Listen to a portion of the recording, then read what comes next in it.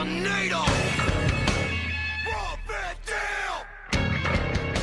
Rob, what's up, man? How are you? Happy today. Happy today, indeed. It is an RVD Thursday. We're a little early today. We're rocking at 7 p.m., 7:15 p.m., whatever. Happy 420, by the way, here on the West Coast.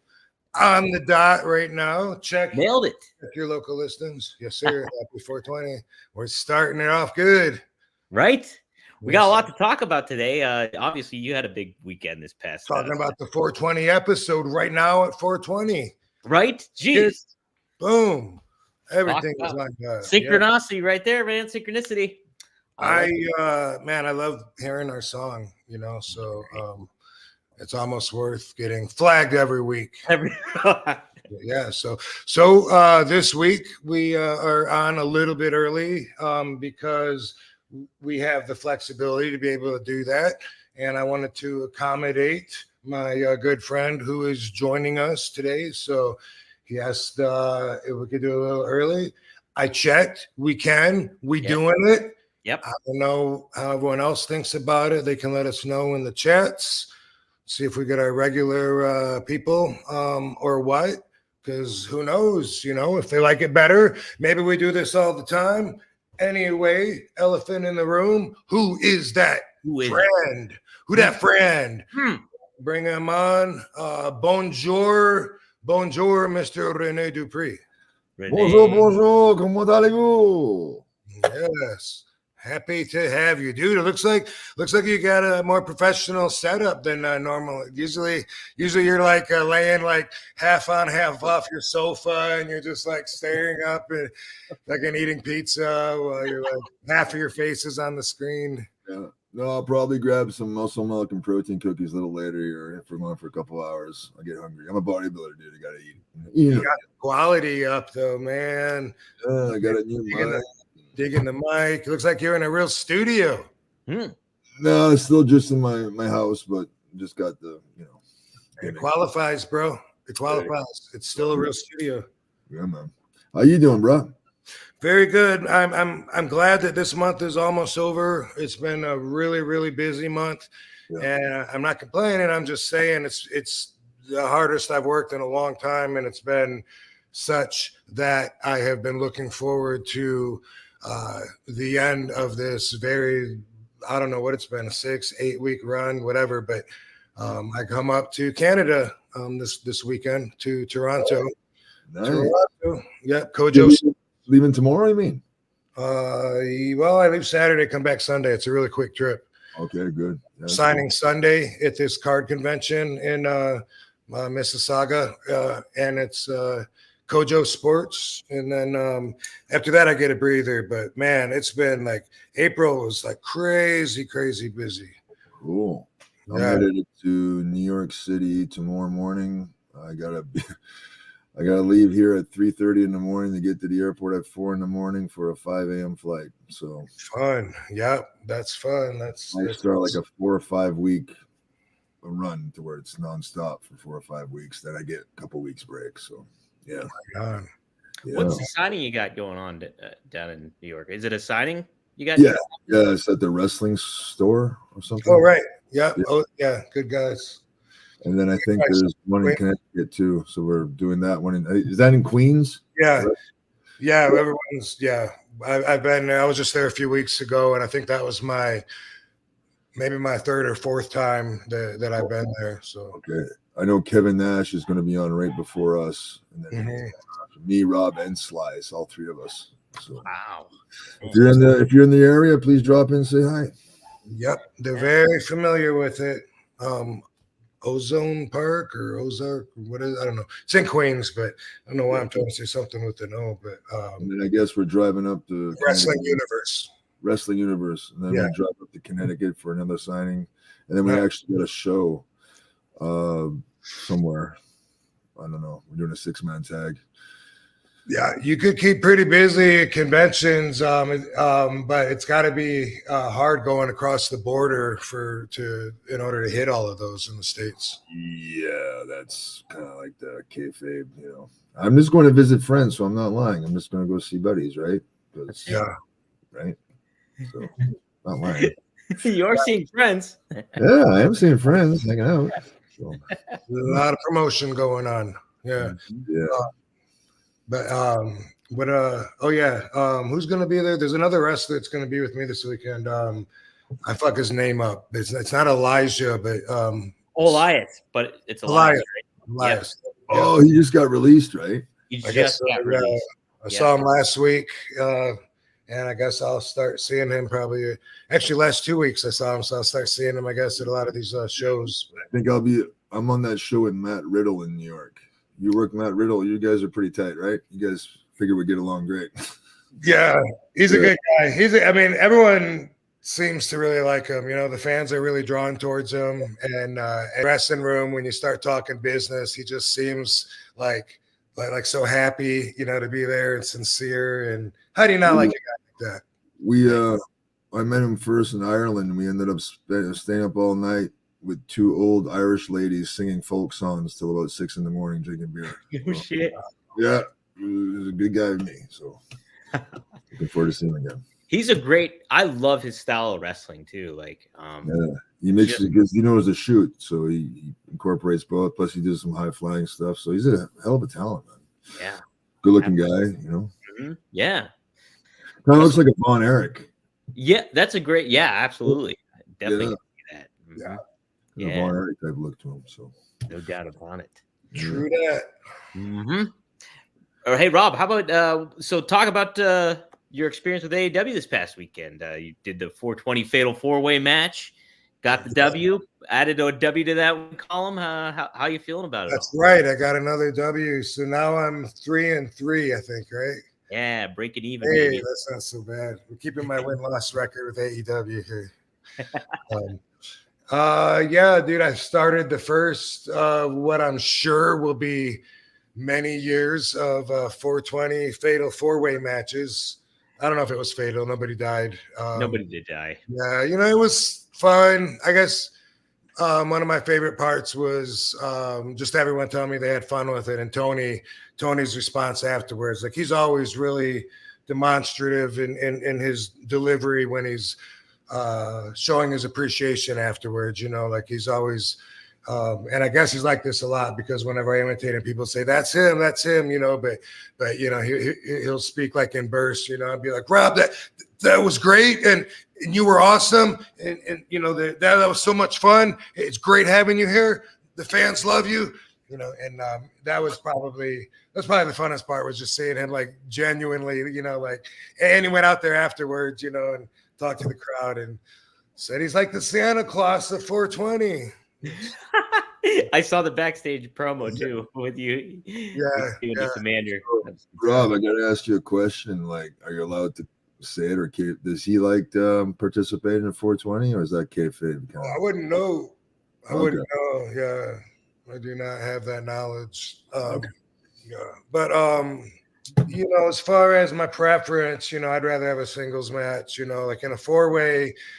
I'm already in my head thinking, okay, there's a good chance it's going to be a little, with 4 people in there, you got to leave a little room for a little bit of chaotic sloppiness or something going a little off, or people run into each other or something. It's just in my mind. I always expect that, and when there's 4 guys, I only got 25% of the attention. So for me, the less guys, the more my preference. Just like I've said before, I don't know about you, Renee, but like Battle Royals has always been like one of my least favorite matches. Dude, it's like one of the most boring matches ever to watch and to be in. Pat Patterson's such a genius for creating the Royal Rumble style match. Like every 2 minutes, someone else comes in. Everyone does that now. All the other indies, everyone steals it now. Yeah, that's become the new way. He took one of the most boring matches and turned it into one of the most exciting matches of the year. Like, I can't wait for the Royal Rumble. Was always my favorite pay-per-view of the year.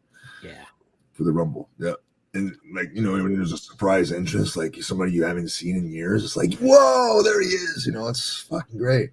Well, did you guys get a super chat? You got super chats going. We don't have one yet. Is it true that Pat also offered to shake your pee-pee off in the restroom? No. We'll let it go. Yeah. Like, what can I say funny to that? It ain't worth it. It was a throwaway comment. I could tell. No, I'm not going to talk about that. Maybe No. Hey, talk about this, Renee. Renee, what's the strongest wrestler you ever lifted with in the gym for bodybuilding style reps? Anybody stand out? You'd be surprised. I used to watch Rob. He used to have this Van Dam. He had his own lift. Yeah, he does. Where he did the splits between two benches. And what was it? 110-pound dumbbell? You were like doing splits between two benches, and then you were holding a 110-pound dumbbell. I did that just posing, and then people were saying, no, people can't do that shit. Maybe you should go for a record or something. So I did 166.5 pounds. Wow. And, yeah. And I thought it was just kind of a number we just kind of picked. It was Fonzie's body weight, and we're like, so it was just a number. And I didn't know how much I could do. It wasn't something that I ever did during a workout. It was only a photo op ever. People ask me, do you still do the Van Dam lift? It's like, I never did, I mean, get a camera out, we'll see. But I thought that people would come after it and then push me, and maybe I'd have push the weight up and challenge me. And it never seemed to happen. But now it's getting a little bit of play on it. And recently, you know who that dude is? That Juji Mufu?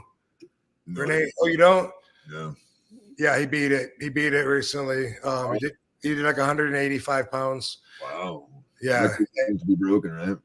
I always kind of wondered why he didn't come after it anyway, because he's so freakishly athletic, super jacked dude, but he does all the backflips and does capoeira, and you should follow him on Instagram. He's an interesting follow because he always does really crazy stuff. And I guess he's friends with that guy Boggs. Is that his name? The guy that played the guitar? Or Rick Booge? Eric Booge? Yeah. Mm-hmm. What is it? Eric Bugenhagen was his real name or something, but Rick Boogs he went by in WWE. Okay, yeah, I saw those two guys do a video together, and they're both just crazy. Like, he just does crazy stuff. Like, he'll grab the weight cage, and he's like walking down the driveway carrying the cage with a sled tied to him or something. And he does all these like things that are nuts. Like, he's made a complete floor out of rubber bands and like laid on that, and like his bench pressing and doing stuff on that. And he's really interesting. And he's always doing stuff that makes me pop. Like who would think of, some of all this stuff that he does, like nobody does that. So that's why I knew that he would be able to do the Van Dam lift. He also, he likes the, that smelling sauce stuff. Like, wow.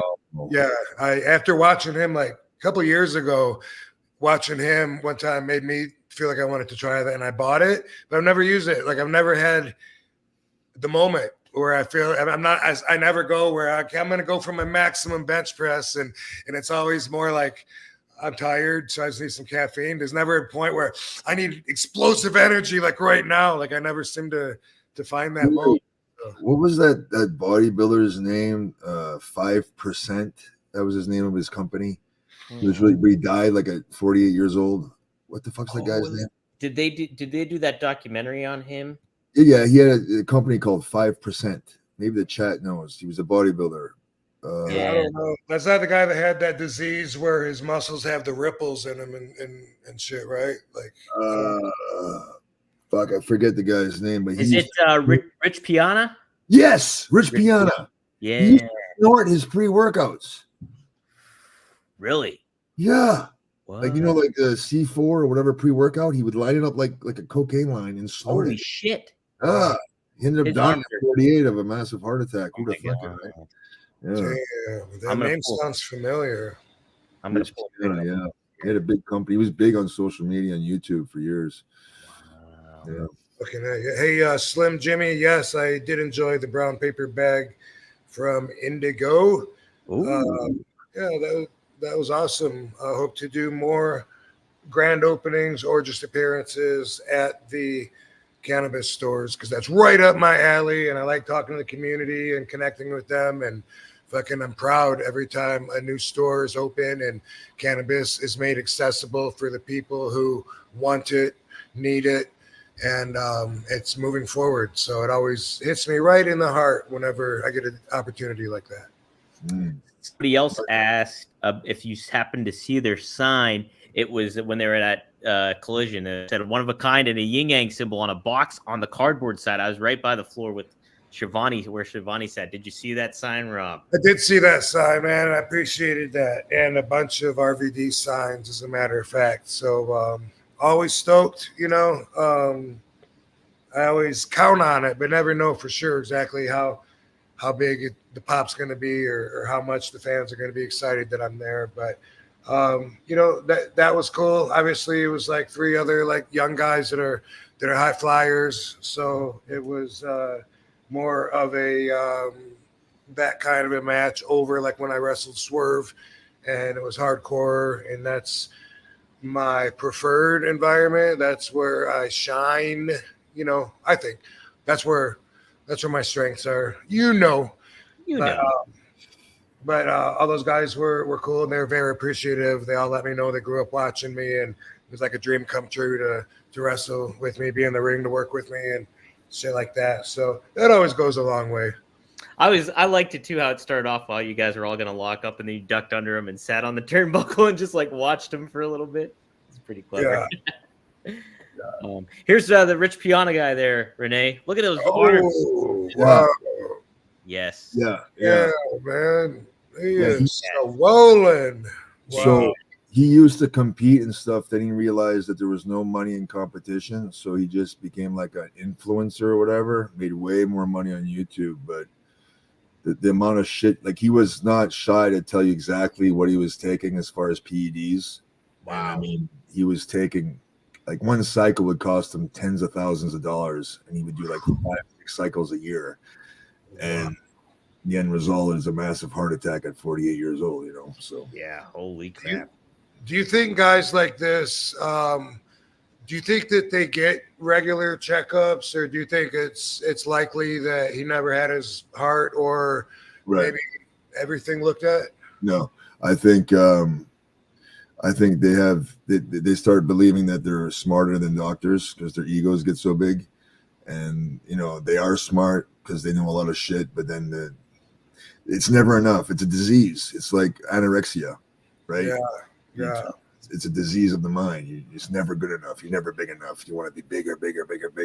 And eventually it fucking kills you, you know? Yeah, a lot of people don't know that that testosterone will make your blood thicker too, because the red blood cell count goes up, and then it becomes too thick, and then you get a heart attack. Like that might be what happened with this guy. Don't forget, your heart's a muscle. Mm-hmm. So big. You know, when we used to give Louis Spicoli the talk, you know, come Louis, you got to chill on these somas, bro. Like this, you know, you're eating like way too many. And he'd always, I got it in control. Right. His defense was, he told us that the doctor told him that since the heart is a involuntary muscle that works on its own, that he was safe because soma is only relaxed your voluntary muscles that you control. And so he was saying, now my heart's safe. And obviously, you know, he felt a little too comfortable. He was wrong. Yeah. Jeez.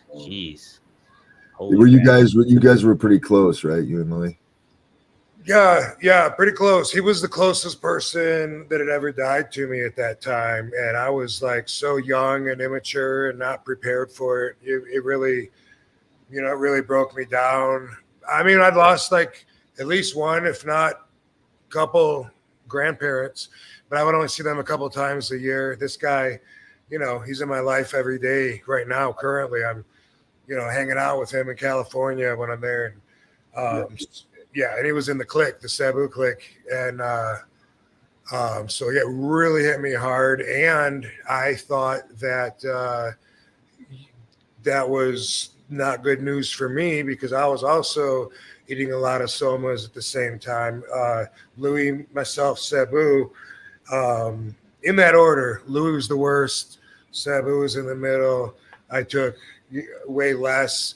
But I thought when Louis died, like I had no idea that could happen. I was so stupid, ignorant to the fact that they were that dangerous. Right. And then when that happened, I was like, oh my God. And I was like, what did I do? I got myself addicted to them because I'm eating like 30 a day or something. And it's like, oh my God, I'm going to have to go to rehab. You know, like, oh my God, I can't believe I did this. I've always been so anti-drugs. And I called my dad, and I remember talking to him. And I'm like, I don't know, man. Dad, I got myself hooked on these drugs. So I was just doing it for fun. But I do it all the time now. And now, you know, I don't know. I don't know if I'll be able to stop. And he was like, have you tried to stop? And I was like, no. Like, can people do that? Because people hype up the addiction so much that it's like I didn't even know that was an option. I mean, when you're taking this every day and shit, I mean, don't you get hooked on it? And Right. Not necessarily. He said, if you don't want to do it, try to stop. You know, you might be worried about nothing. And he was exactly right. And I always like to get that message out. I think, said it on your show, Renee, recently. But it's an important message to get out. I'm not trying to downplay addiction, but I am saying, you know, that you might have a lot more strength inside you than you ever even give yourself credit for, because it's easier to just go with the flow and say, no. You know, I don't want to try that. So you just really believe the hype. I don't believe the hype. I need a little more info. Did Renee, did you take somas too on the regular or anything like that, or was that? Yeah. Did you? I asked for help because that was actually my rock bottom. I ended up taking way too many before a match. Mm-hmm. So we had started on the new ECW, me and Sylvan, and the rumor had it. Well, it wasn't rumor; it was fact. They were going to make a tag team title for ECW. Mm-hmm. Me and Sly were gonna win them, and even knowing that, the addiction was so strong that I didn't care, and I took a bunch before a match and got all screwed up. And when I came to, I realized you fucked up. I fucked up, and the thing I loved the most in the world, which was wrestling, I didn't give a fuck about it anymore. The drugs was more important. You know what I mean? I cared more about the drugs than what, you know, got me to the United States of America. It wasn't the drugs that got me there. It was the wrestling ability. It was the wrestling. Right? That's what pays my bills. It's not taking pills. Pills don't pay the bills. So I called up the office, and they gave me help, and I, you know, was in there for about 4 months. Wow, man. Yep. How much do you attribute a lot of that? You were so young, like starting off, like in WAF and everything like that. How much do you attribute that to just that kind of like just immaturity and just still developing, still like learning life? Being naive. I'm from a small French Canadian town living in the United States all of a sudden, so a total different culture. Mm-hmm. And I have, you know, I didn't know anything, especially the South, where, you know, there's a lot of segregation, there's a lot of white power and black. Like I didn't know anything about that shit. You know what I mean? I didn't know the stereotypical, like, black people like to eat watermelon and fried chicken, all this other shit. I had no idea what that meant. You know what I mean? So, like, you know, I would say things and then it would offend people, but I didn't know. I'm just questioning this shit, right? What were you, 18 when you started with WWE? 18, moving to Kentucky of all places. Wow. Right? Yeah. I got hired 2 months after my 18th birthday. About 2 weeks after I graduated high school, I was hired. Wow. Yeah. Wow. So I was there. How did that connection start too, by the way? Like just well, my family was really tight with the Poffos. Okay. And my father was actually best man at Lanny Poffo's wedding. Oh wow. Yeah. I was there too. My mom was pregnant with me when Lanny and his wife got married. So Lanny had a friend, Nora Greenwald, Molly Holly. Mm-hmm. Was currently with the WWE at that time. So when they came to town, that's the first time I met Rob. I picked her up, gave her a place to stay. She took me backstage. I met Johnny Ace, and he told me about a tryout camp that was happening in Cincinnati in about 2 months, because it was in November. The tryout was in February. I did the tryout, and as soon as they saw me, I was hired, man. Yeah. When I actually seen Rob, I was only 17. I think. Wow. Crazy. Yeah. I was what 6'3", 260. Man. Yeah. You were like 3 of me. Yeah, I'm like 5'3" and probably like 110 at the time. You're only 5'3"? I'm only 5'3", well, 5'4" maybe, but whatever. One of those cowboy boots. I'm about 6'5". Oh shit! Jeez. Rob, do you first remember meeting Renee? No. I brought some smiz because I knew, I'm one of the boys, so I knew the guys like to smoke weed. So I got out in the East Coast. All my friends they all grow it themselves and really good shit. I remember Rob saying, "Dude, this is a really good weed. Can you get any more?" And so the next night, straight to my heart. Yeah. So the next night they were in a different town, but I had a friend in that town, and I think I gave him Rob's connection. I do remember that. That's the dude that showed up with all the other shit with Jeff Hardy. Did he work at the gym? Yes, he owned it. He was the owner. That was the guy that I sold supplements. What year was that, dude? 2002. Holy crap. Wow, I remember that. Yeah. He's the one that showed up with the other shit for Jeff Hardy. I think I might have been traveling with R-Truth in Kyoto for some weird reason. No, you were traveling with Shane Helms and possibly Teddy Long. Wow. Or maybe they were just at the gym same time as me. I don't know, but yeah. Wasn't on the card. Okay. Different trip then. But I do remember that about the being on, getting the guy's number and him being a hookup or something. And we wanted to get it before we left town the next day or something. I don't know. But yeah. Wow, that was a long time ago. So I remember working Renee for WWE, early around that time, I guess. I thought it was 03 we started working. Yeah. 21 years ago. Fucking hell, 21 years ago. Jesus Christ. Damn. Dude, the girls at my gym are like 18. They weren't even born when I was wrestling on TV. That's how old I feel. Yeah. Yeah, it's true. I've become very comfortable with that, with knowing, that most people weren't born yet. Most people, meaning, depending on where I'm at, not an old folks home, but like a lot of times, looking at and most of the people in the room, if they're in their 20s and 30s, I've been wrestling longer than they've been alive. How are they gonna not respect my game? Katie Kate, great to see you in Livonia. Oh, nice. You got a couple more super chats. Yeah, we got some super chats. I was gonna say so far, that's one thing about doing this 2 hours earlier is there doesn't seem to be nearly as many super chats.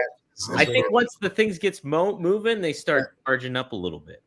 Honest Rev Robbins, thanks for the $2. He says, any good Batista stories? Are you a fan of Guardians? I guess that'll be for both of you. Renee, any good Batista stories? My parents say if you have nothing good to say about somebody, don't say anything at all. So I'll just pass on. Yeah.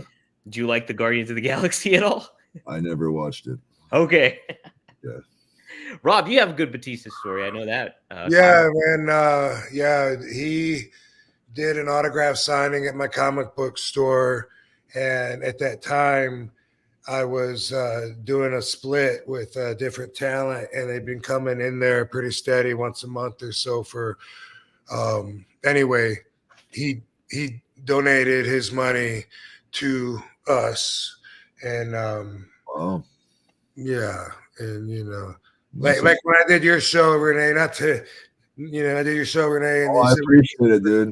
And I was like, dude, but this was with a lot more money, and it really helped my store because I was just opening up. It was pretty new still. I always needed money at the store anyway. Never made money, but for our opening costs and shit, I think he was one of our first 6. I really can't remember when chronologically he was there, but I always remember that he was like super cool to have done that. And then, of course, I did Wrong Side of Town with him. He got David DeFalco, who wrote and directed and produced. Was that the dude that had the chain with the lock? You showed me a picture? Okay. That character. Yeah. He fell in love with Dave Bautista and then wanted to bring him in on the movie. And at first said it was going to be a small part, and then pretty soon it was like bigger and bigger. And then it's Bautista on the cover of my movie. I'm not even the main guy on the cover. It's Big Bautista, and I'm looking over his shoulder going, oh, I see how it works. Yeah. And that's how that one happened. But I always liked him, though, and thought he was really cool. And I didn't know that he was doing that great of a job, but this would have been one of his launching jobs, was Wrong Side of Town, because obviously he hadn't done Guardians of the Galaxy yet, or we wouldn't have been able to afford him. And I remember him putting me over too on the set, saying, "Man, you're going to surprise a lot of people." And I was like, "Wow, thanks." And I mean, I not to say that he did bad, but I just mean like I didn't recognize that all of a sudden he was going to be worth millions and be, doing these great Disney Marvel projects, and everything I've seen him in has been awesome too. It seems unattainable. Yo, go ahead, Renee. That's one thing. Like, I've done little small like movie roles and like TV. That does not interest me in the slightest. Like, I don't care how much money is on the line. Like, cut, wait around all day, take two. Oh no, thank you. I don't care how much money. That's just not my deal. I don't. It's a whole different thing. It's a whole different thing, and it's not no interest at all in doing that. Yeah, no, it could be tough. Another super chat here. World Superior 200. Thanks for the $5. I'm just an opportunist, by the way. Like, I've been doing it so long that finally I got enough experience and life. It was really after getting divorced and life kicking me in the balls and going through the journey that I went through that made me all around. Obviously, that you go through that, you get stronger, you grow from that. But one thing that it did, it made me more comfortable in committing to, like if it's in acting, committing, boom, this is the way that I'm going to say it. And you know what? My opinion on how I should say it qualifies because I've got experience, like just that translates overall in life to where I'm like, I feel more comfortable that I qualify to stand by my opinion and not get shit from somebody else that doesn't agree with me. And there's a lot of shit like that that came along. But so sometimes though with acting, it would be the opposite, where like my line could be, good to see you, Rene. And we go through it. I'm like, it's good to see you, Rene. And then we do it again. I'm like, oh, how can I say it a bit different? I'm like, oh, it's good to see you, Rene. And we're going to do it again. And then someone will come over, whether it's like a veteran actor or sometimes a director or whatever. Yeah. And he'll be like, dude, that's just a throwaway line. It's just good to see you, Rene. I'm like, how am I supposed to know that? Like, where did these instincts develop from? And there'd be shit like that over the years that I was just like, why does everyone but me know that on the set? Like, well, it's probably like a veteran wrestler would know like how to sell something as opposed to a greenhorn, right? Same deal, right? Yeah. Same thing. Yeah. I've never been like, I just need a chance to get noticed, and then I'm big time. I've never been like that. I'm an opportunist, never been my biggest fan, in that way, which I think is important too. Like people, they teach you so much about self-love and all that, but you also got to have some humility and be able to be a little, what's the right word? Humble. Yeah. Like some people seem to skip over that part, and it's like, some people miss that aspect. Yeah. So I did this movie called Wrestle Massacre. I think the Sandman's in it, and Jimmy Valiant, and Tony Atlas. Okay, that's what it's called, Wrestle Massacre. Yeah. Okay. I was like one of the lead characters, and they really liked me, and they wanted me to do another movie, but I said, well, I want more money to do another movie. And then that's where it ended. That ended the whole relationship. Yeah. So it's like, listen, like my dream is not to be an actor. Like I did my buddy a favor, Richie a favor. I went for like very little money, and then if you want me again, I want like what I get paid to wrestle. You know, Right. That's where it ends. I was like, well, you're like, you get film credits. I said, I don't care. Right. I'm not trying to be an actor. You know, that's like that same thing with me. Like people say, hey, are you still doing stand-up comedy? It's like, I'm not doing it. I mean, it's been a while since I've done it, but yeah, as far as that end of it goes, I'm not going to make anywhere near, what I make wrestling or just signing autographs, going on stage. So I just do that, out of passion in the art. So when I'm inspired, I jump up there, but it's not something I try to follow up. Like I'd have to be, rich and retired and not need money to really follow that, Yeah. Hypothetically, Rob, if you got like, say, if there was a good movie gig and it did pay a little less than like a good wrestling opportunity or something like that, but it was a good gig, like, maybe say Marvel, Disney, something going on, would you take that? Would you make the leap and be like, I'm going to take this one instead because it could have more upward swing later on, so to speak? For me, I get paid less to act than I do to wrestle. Okay. So yeah. Oh, maybe always, yeah. And sometimes it's much lower. Like the Time Toys, I think it was called, that I did, a kids movie. That one, they were like, it was like so low that it was. That one I did for it was hundreds of dollars a day, and it was just like a 3-day shoot or something. And they were just like, we'd love to have you in it or whatever. And I was like, it'd be cool to add this to my resume because I did like 2 other movies that year, so I made it 3. And it had the reasons, which we're going to talk about that later with some RVDology. If there's a reason, there's a reason. Oh, I like it. So I got this story. So you guys know there's a actor from the UK that plays Superman. You guys know who I'm talking about? Henry Cavill. Yep. So I had this crazy freaking fan contact James as that guy, and he had like a fake Netflix contract and shit that looked legit. And then he actually called me at my house. And it was a guy with an English accent. It's a crazy friend from the UK pretending to be Superman. And he said that he wanted me on this, and I don't know anything about, because I don't follow movies. I don't know who that guy is. I don't follow like the current cool, trendy stuff. I don't know, right? Yeah, sure. So I had James secretly listen in on our phone call, like on speaker, and he could right away tell that it wasn't him. Yeah. So I was talking to this crazy fan pretending to be somebody he wasn't, and he wanted me like to fly me into LA and to how to wrestle. Yeah. Yeah. I mean, just some crazy motherfuckers out there, man. Right? Yeah. Crazy. Yeah, for sure. Holy shit. Yeah, that's that wouldn't have been a good situation, I don't think. I don't know what Rob, but I get like crazy female fans sending me like naked pictures all the time. Crazy male fans. How do you get that gig? No. But the males too, sending me like dick pics and shit. And like, brother, I didn't sign up for this shit. I don't frequent the same chat rooms you do, apparently. I don't do chat rooms, man. I'm just telling you that. I don't have X or Twitter. I don't have Instagram. I have one Facebook, and they find me there. They find you on Facebook. Yeah. Yeah. Ooh, all right. Well, here's a question.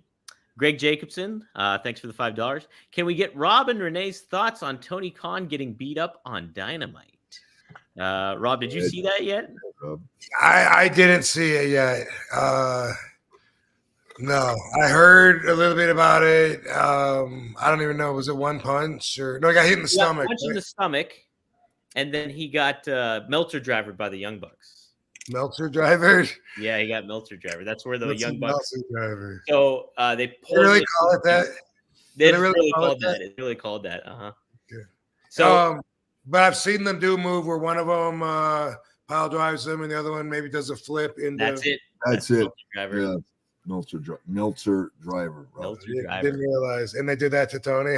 They did. I didn't see it, so I don't know what to say about it. I just seen him take the microphone to his stomach, and I turned it off. One move early, you almost saw the whole thing. Yeah. Yeah, it's getting a lot of talk today. I like it for the aspect that it made the NFL connection. So, like, from a business standpoint, it kind of like they talked about it on NFL.com. An article was written about it, and Got good publicity then. Got good publicity, and so that's that's a big primary aspect that doesn't get looked at sometimes. Aren't the Jaguars a baseball team? Football. Okay. Foosball. That would make sense then. Yep. Mm-hmm. American football. The UK fans are gonna get hot, dude. You got to call it American football. That's right. We got yeah. If you call soccer, like, they get hot. It's football to them, man. They're really passionate. They are. Did he? I don't know if I want to ask. How did he sell it? So why do you think I quit watching? Like, that's the one thing. You didn't even see it. No, I saw that hit the stomach and him sell it. They turned it off. Yeah. So he got hit in the stomach and he felt like he almost got knocked out. Some of the Young Bucks or someone that was with them. Jungle Baby. Jungle Baby. Well, so was it the same? Was it? He only had one. Did Jungle Boy only had one moment out there, right? He came out and he was like, Tony, I want to bury the hatchet. He was like, I want to bury the hatchet because of all the AEW CM Punk footage stuff. And he was like, I hope you can reinstate me. And Tony, he wasn't even on the mic at all the whole time. And he was just like, he celebrated with him. He's like, yeah, absolutely. And shakes his hand. Jungle Boy hugs him, then punches him in the stomach with the microphone. And then Tony falls over. Looks like he got knocked out from a stomach punch. And then he sold the stomach afterwards. But in between, it was a little funky looking. And then that's when the Young Bucks picked him up and gave him the Meltzer driver. So that's what happened. Yeah, I'll have to check it out. I'm sure there's footage of it available. Oh yeah, yep. I know Eric Bischoff wasn't fond of it. I usually catch usually the headlines pull me in, but him and Conrad always be talking about Tony Khan in a negative way, and a lot of times the headlines grab me. I'm like, because he'll be like, Tony is absolutely gone too far this time. Okay, I got to listen here to, so. Yeah, they definitely don't see eye to eye on a lot of things. Eric has some good philosophy on stuff, obviously, and things like that. And it's just like a definitely different thing. Well, here's the thing. How many bumps did Eric Bischoff take? And was it his money he was spending or Ted Turner's? This is Tony Khan's, well, maybe his daddy's money, but still it's in the family. So that's my defense for Tony. There we go. What Eric wasn't spending his money, he was spending Ted Turner's money. Right. Like I said before, I see it like they run it more like ECW did instead of running it more like a big corporate company, for better or for worse. I can see that perspective. Mm-hmm. Yeah, absolutely. Hey, here's a pivot. How about this? Salvador M, thanks for $2. Rob, is government a form of organized crime? Absolutely it is. Mm-hmm. Yeah. I do too. We're talking about those gas prices. Definitely form of organized crime. Katie, like a few days ago, she said, I got a trivia question for you, which, I'm ready for, like, okay, piqued my interest. And she said, what year did the Federal Reserve's federal tax start? And I was like, oh, I got her on this. Like, she thinks she's picking something random. And I said, actually, in 1910 in Jekyll Island, the bankers got together and decided to make the Federal Reserve. So she said 1913. I was like, what? No, she said 1913. So we had to ask Alexa. And It turns out in 1910, they did get together on Jekyll Island, Georgia, and that's where they put the plans together. And the bankers decided, hey, we're going to rip the people out, extort them of 25% of their income, have them send it back to us just for the fuck of it, because we make the money and we can do that. And then I guess it was 1913 that it actually went into effect. Total extortion, I mean, they do. It's funny to compare it to smaller groups of organized crime when you think that, like the mafia in our country, one of its very original founding games was the numbers racket, and they had different forms of that with the different ethnicities. That it was like people would put in, whether it was a penny way back in the day or $1. And they would bet on numbers, and then they would do just like a lottery pick. Sometimes they would do weird shit, like they would say like the last 2 digits of the 6 winning horse races on this day. That's good. That's how we're going to pick the numbers and stuff like that everybody could understand and follow. And it was always a huge thing, and it made so much money, even like really, really cheap little 50-cent bets in Harlem way back in the day. Like, so many people would play it that it was bringing in some serious cash, and it would fund the whole operation. You got your bookies, you got your runners, you got your loan sharks. Anyway, obviously government just took that over with the state lottery. It's exactly what they did. They put everyone in jail for doing it, that they could, made it illegal, and then eventually said, fuck it, we need to own it. Same thing they do with selling drugs, same thing with anything. Absolutely. They're organized. They're the most organized. They're so organized that they are the current rulers sitting in the throne. So their misconduct doesn't even fit the terminology of a crime because they say so. Right. Because I'm a firm believer that the crack epidemic was purposely put on the black communities to keep the black man down. I agree that too. I firmly believe that. I firmly believe it 100%. That's Reaganomics. Yep. I totally agree. Absolutely, yeah. There's so much information on this. It gets lost in with crazy stuff that's not true. So it's hiding in plain sight. If you YouTube it. This episode is sponsored by Blue Chew. Let's talk about sex, guys. Remember the days when you were always ready to go? Now you can increase your performance and get the extra confidence in bed. Listen up, BlueChew.com.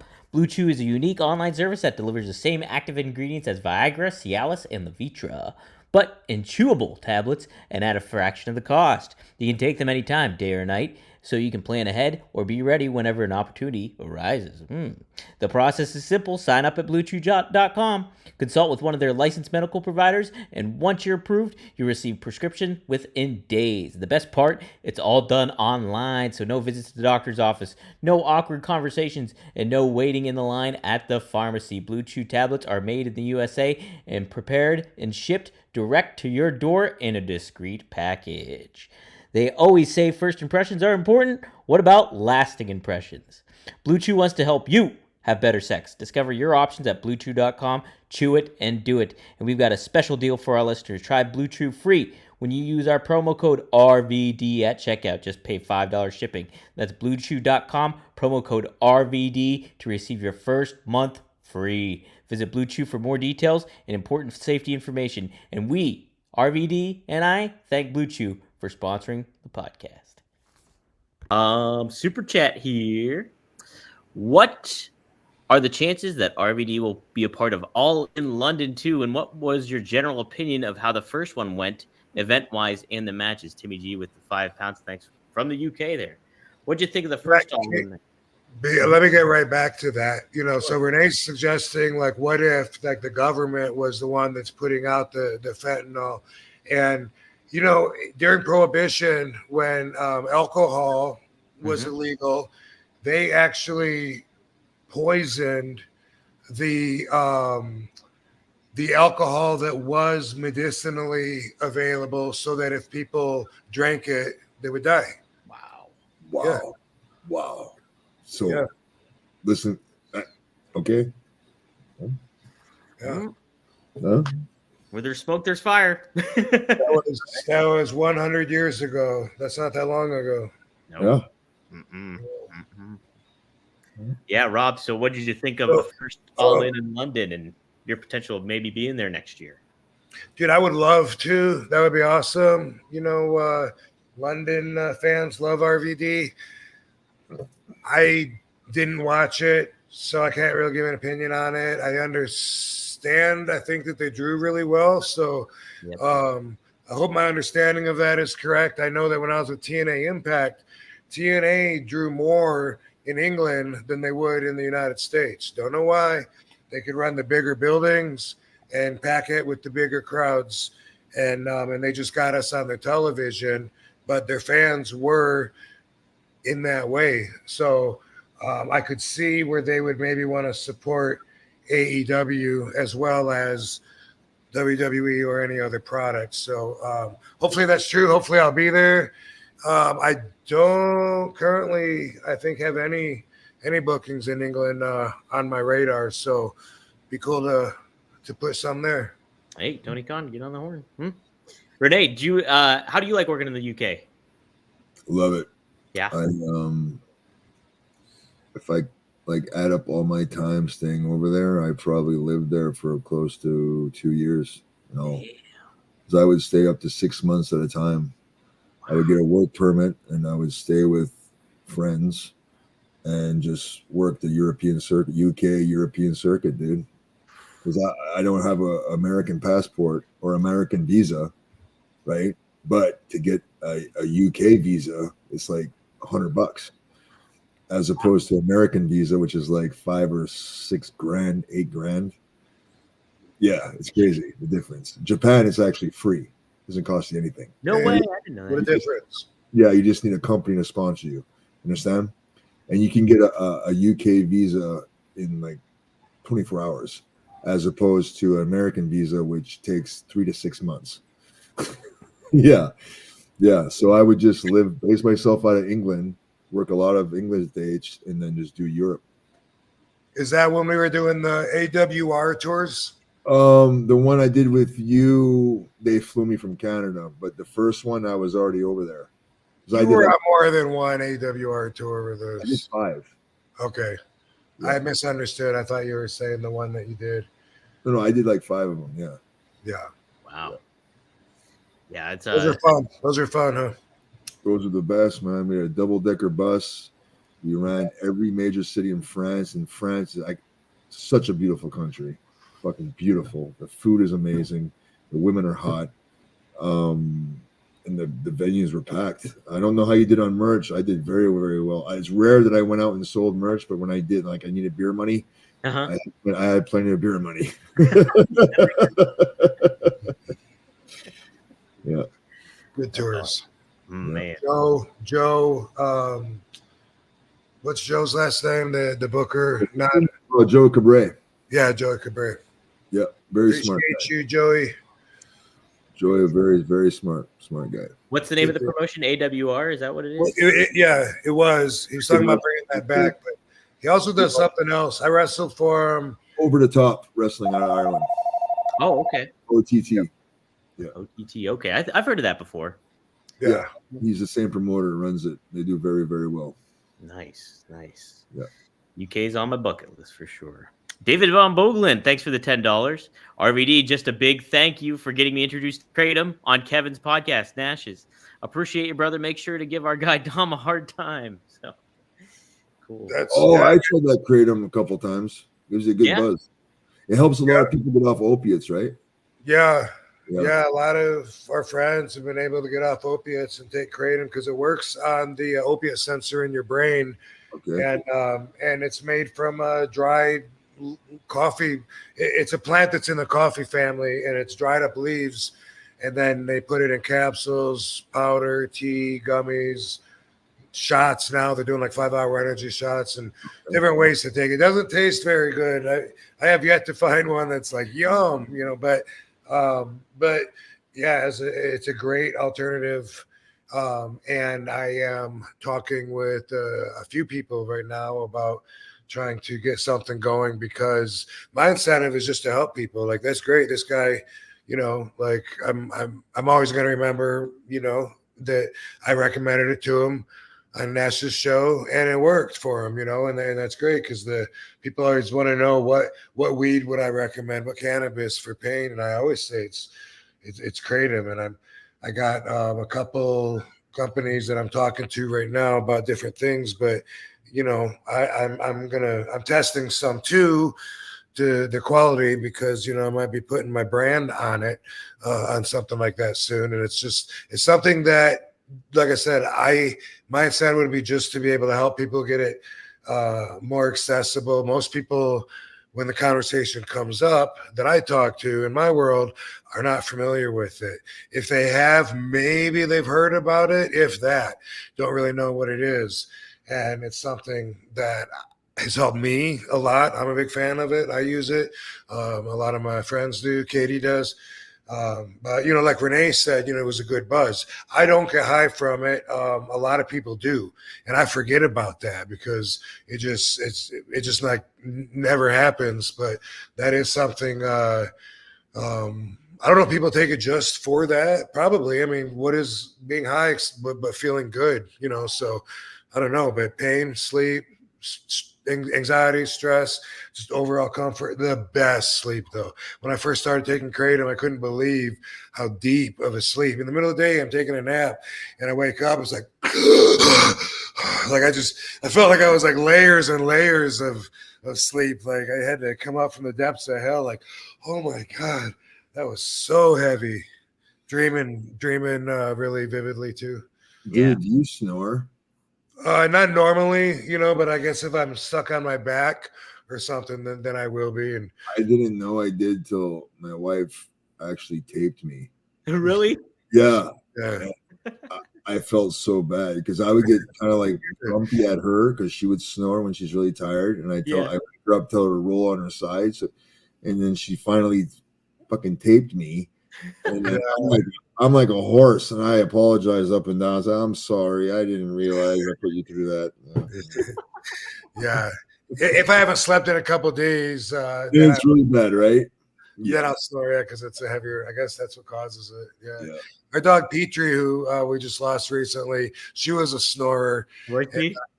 One time we had my friend Dane was babysitting, watching her while we were out of town, and he said that him and his wife were in bed, and Petrie was snoring, and he thought that it was her, and he said that like he kicked her in the legs. He says, because that's what we do. Yeah. That's how I put it. That's what we do. And I kicked her again. She kept snoring, and I kicked her again. She wouldn't stop. And then I realized it was her. You didn't tell us Petrie snores. And I was just like, wait, so when you snore, you kick each other in the leg? Hey, I got this crazy story I got to tell you guys. So I was out to eat for breakfast, right? There's this little dive bar I like to go to have breakfast, right?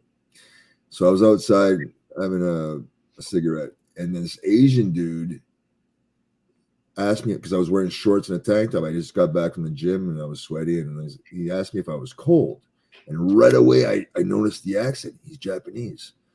So it's rare that we have Japanese. Nothing. Okay. So anyway, we started talking, boom, boom, boom, and then I said, "Oh shit, man, you're from Osaka." And then I told him I started talking my broken Japanese, and so anyway, me and my wife went out with this guy for dinner like a couple days later. Turns out he owns the largest marijuana fucking farm on the East Coast. Like, I thought my wife worked for the largest, but this guy who's Japanese actually owns it. And now we're like best friends. We're fucking going out to eat every month, because he actually deals with lobster out here on the East Coast too. He controls like 75% of all the lobster that goes from Canada to Japan, and he owns this marijuana. This guy is loaded. Fucking loaded. And now, he's kind of lonely when he's over here, because he has no wife, no children. And he's Japanese. Crushed. So it's amazing.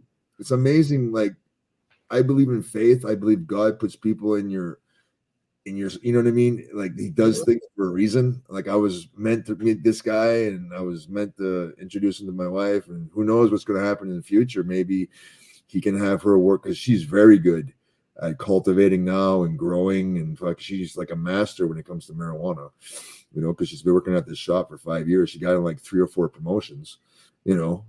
She's like a general manager now, right? And so it's just, I don't know, it's always a cool story, I tell you guys. Yeah, that's awesome. That's super. It's crazy how things line up like that too. Yeah, it really I'm is. inspired by that dude's success too.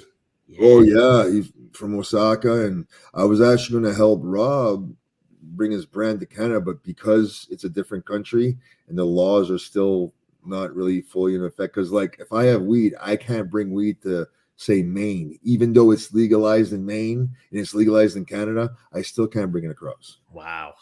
You know what I mean? Yeah. So that's very weird. I know it's weird. Yeah. Jeez. Hey, speaking of cannabis, Rob, you got some new products happening here that got announced on 420.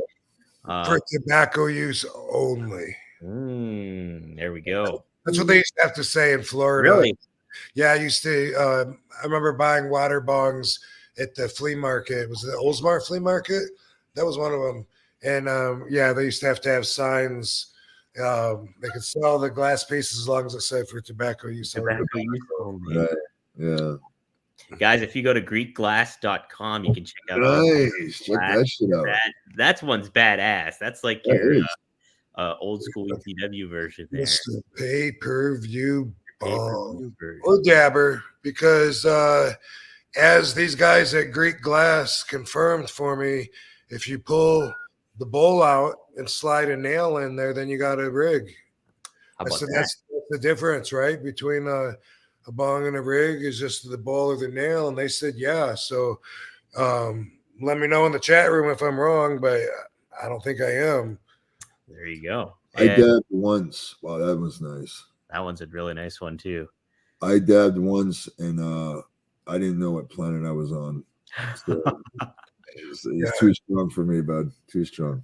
It's very strong. It's a really high concentrated amount that you're taking in just a quick little fucking bam. Like, yeah. So it's unlike anything else, and you got to be conditioned for it. If somebody doesn't do it often, then 2 is usually too many. That would be me. One maybe they can handle if they smoke a lot or whatever in another consummation format, but they are likely after 2 going to be zonked like you probably were. So when marijuana had first gotten legalized in Canada, there was like this little bar place in Moncton, where I'm from, that you could go like to a bar and like order a joint, smoke it right there, or for $3 you could get like a dab, just one dab. So I was like, okay, I'll try it. $3. What the fuck? It's like taking a shot of alcohol, right? Just one dab. Dude, that's all I needed. I was like, honey, you gotta drive home. I'm too fucked up. I think you just got another super chat popped up, dude. Oh, all right. Yeah. Oh, yeah, we do got a $2 one here. Oh, pull that up. If Greek Glass had Affirm payments, I'd buy one right now. Oh, Voodoo Vic, thanks for the $2. What's Affirm payments? What does that mean? Yeah. Affirm is like an app or something I think you could use there. I think you can make payments on it, I think is the plan. I think that's what it is. Like, so you can separate up into like a payment plan is what it is. So Affirm is its own gimmick like Zelle or Venmo or whatever. Yeah. So so these glass pieces that you're showing, we debuted on 420. That's the whole tie-in. April 20th, I was on TV, had an outfit. Don't know if you noticed, I had a glass piece on my outfit with RVD 420. If you happen to go to RVD420.com, I believe you will see these bongs and get a little information about our project. And it's Greek Glass is the company that I'm collaborating with here. Yep. And if you were in Philly, you might have seen these guys. They followed me around for the whole 4 or 5 days and filmed a lot of stuff filmed a lot of you guys too, fans, and got a lot of good footage. And they've been real excited. Also, I've been on social media, on Instagram and Twitter. If you saw footage of me wrestling a bong, that's right.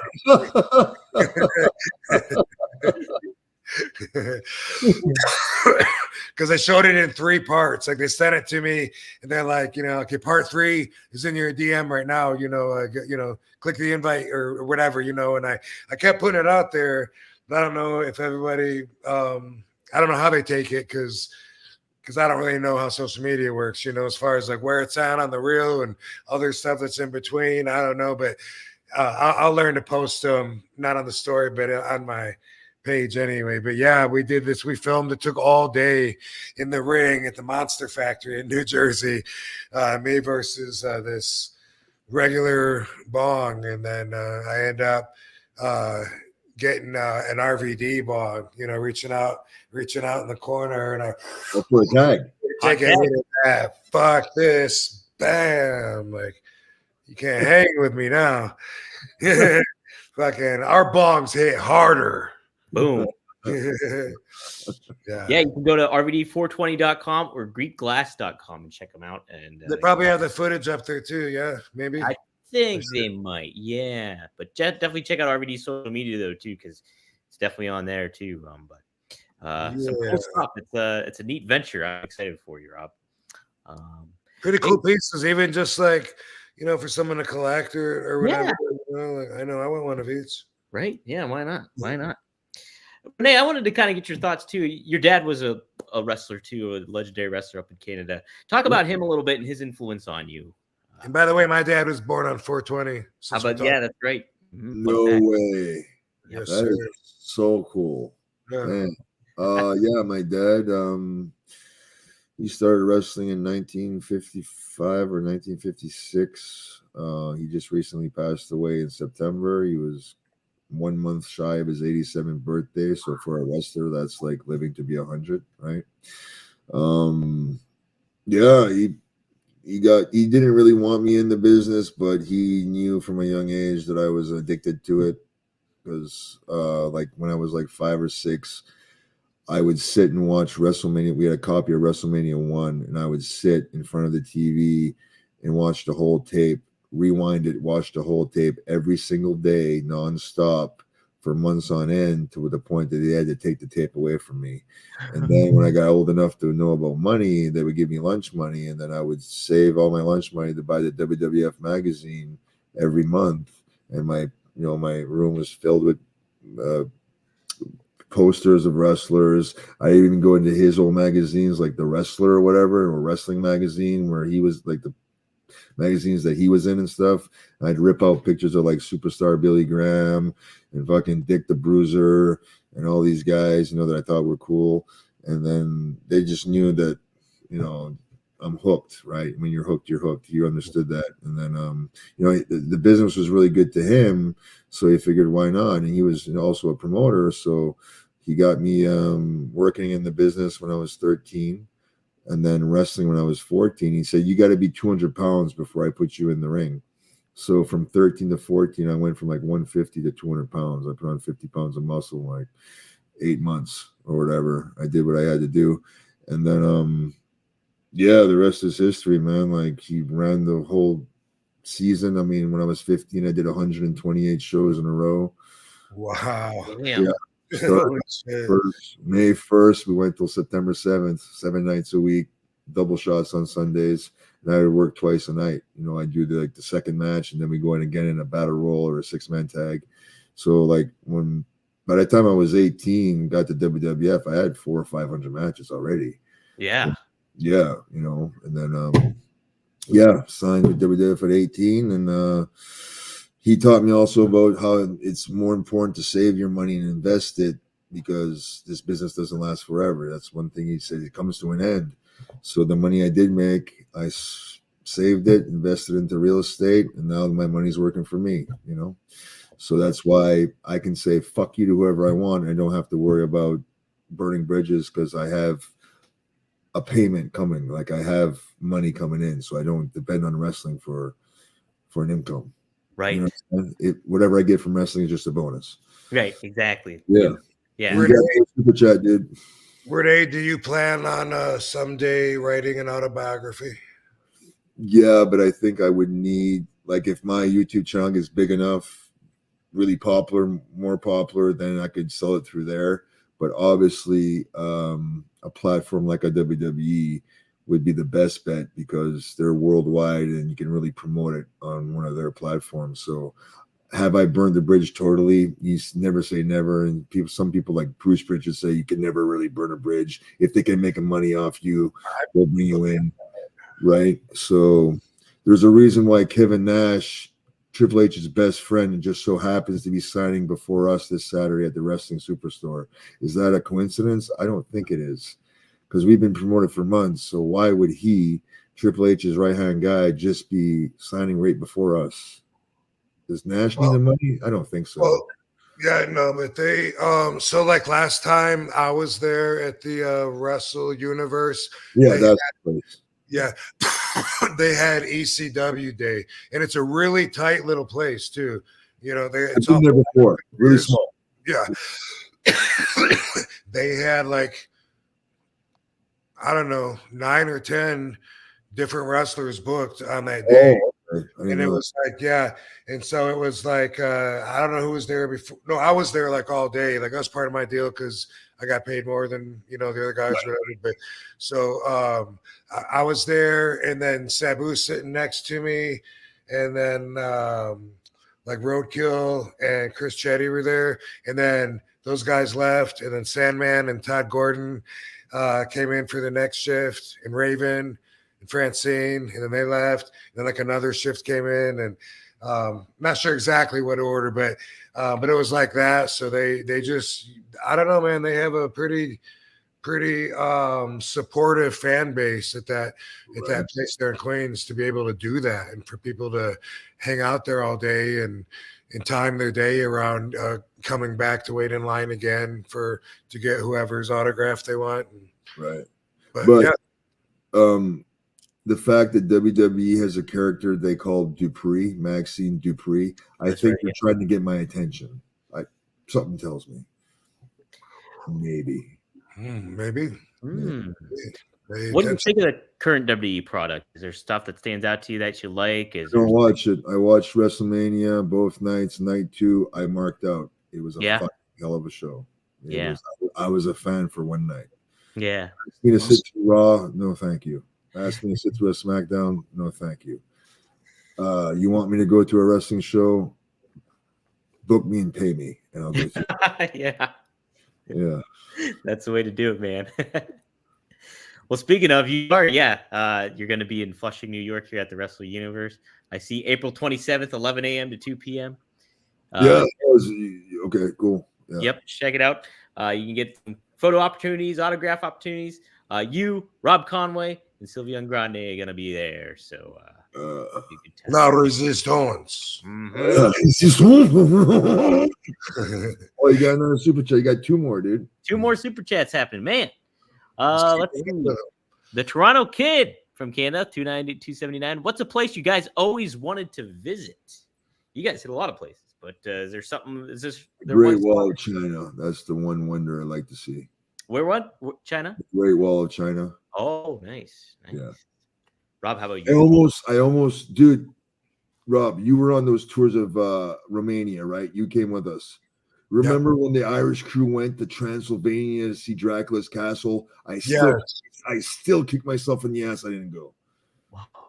I can't remember why was it just because we didn't want to hang out with who it was, or I can't remember why. I was just tired and I just wanted to sleep. We had to get up really early, probably something like that. Maybe. Usually that's the deal with excursions. Didn't your Evil X go? I think she did.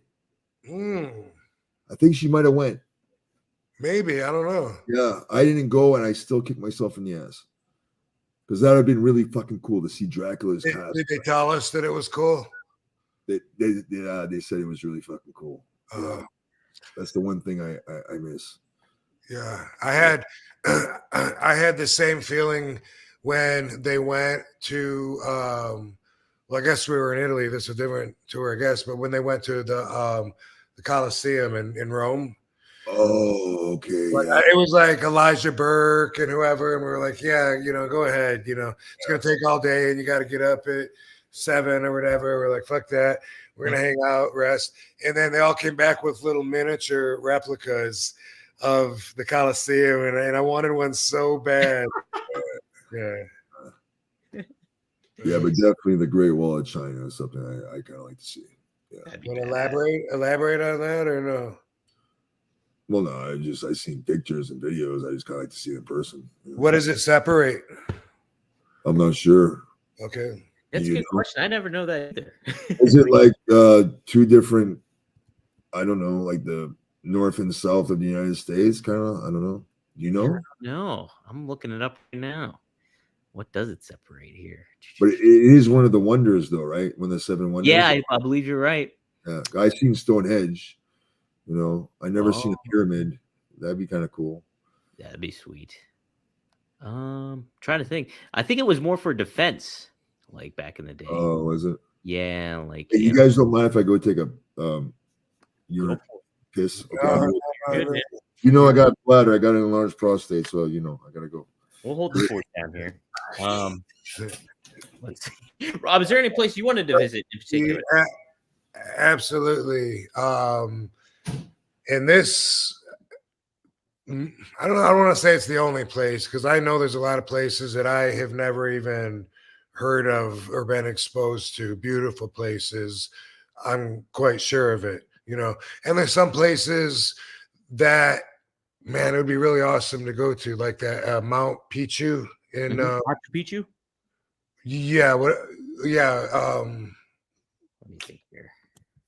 I'm trying to think of the name of that lush green Peru and Lima, right? And but that's not my number one on my list, though. But that is something that hopefully life would bring me there sometime. But my answer, my lifelong goal that I've always since high school wanted to do and haven't yet is gone to Greece.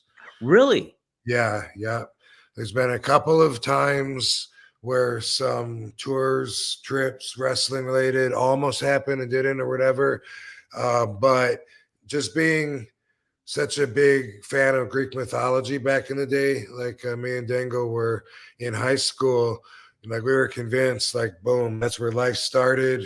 That's the source of everything. That's where the gate to Hades is, and Mount Olympus, where the gods are. And I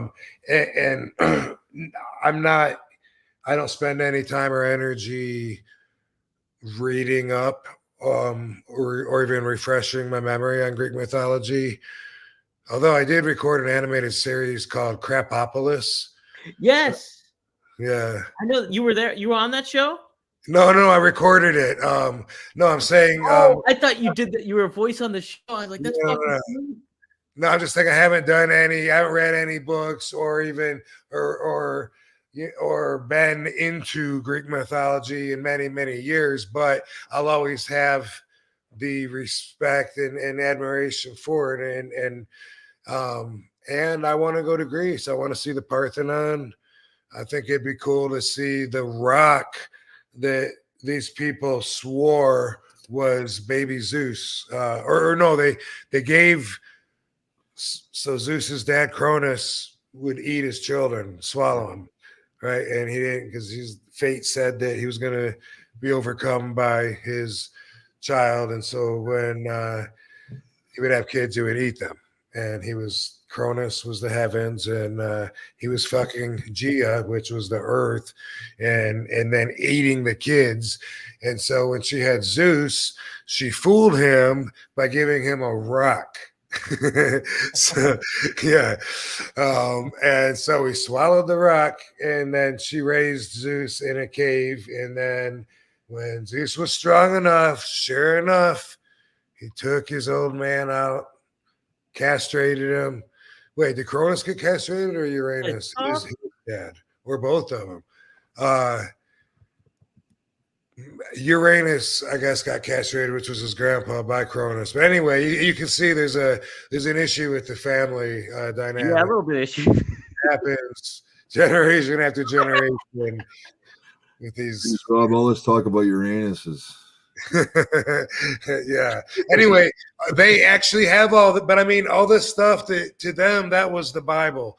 Right now, I feel like there's still a lot of people of the population that swear by the Bible. You know, not as many as there was probably 50 years ago, but way more than there will be 50 years from now as minds get open more and science takes over more. But like as a kid, for me, and even my parents, you know, everything in the Bible was fact. Like that's how it happened. So that's like, you know, these people in Greece, that was their version. Like to them, it was so real. It was like, oh, it's raining again, and they had a reason, you know, for the rain, you know, because Zeus is upset and he's, you know, throwing thunderbolts down or whatever. You know, it gets cold because Demeter's depressed in the fall because her daughter's in Hades and she misses her. And so everything, there's just everything. The sun is carried across the sky by Helios in a chariot. And they really, really believe this.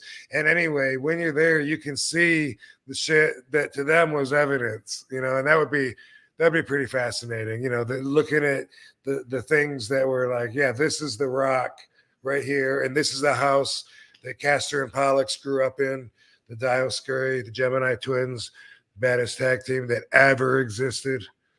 Right. Hey, I'm going to tell you this story. It's about faith and higher power, and you can make this into a clip, okay, dude? A little higher. So you guys know Maryse from WWE. She married the Jizz. Yep. The Jizz. Yeah. So when she first got to OVW in Kentucky, I was still living in Kentucky, and I had just gone through a breakup with a girl that I dated for about 4 years, right? So we're both French Canadian, so automatically we gravitated to each other, right? She's away from home. She speaks very little English. I speak French. Her mom's both French. You both French kissed. Well, yeah, we did actually, but anyway. So anyway, at the time she was dating a firefighter. That was her boyfriend, right? But we hung out all the time, boom, boom, boom. And eventually, after hanging out so much, we actually became, you know, really close, you know. Yeah.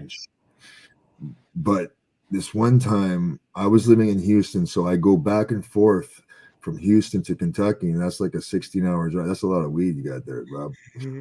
So I was supposed to do a shot in E-Town, Kentucky for OVW. Okay. As I'm driving, now mind you, I told you her boyfriend was a firefighter. Mm-hmm.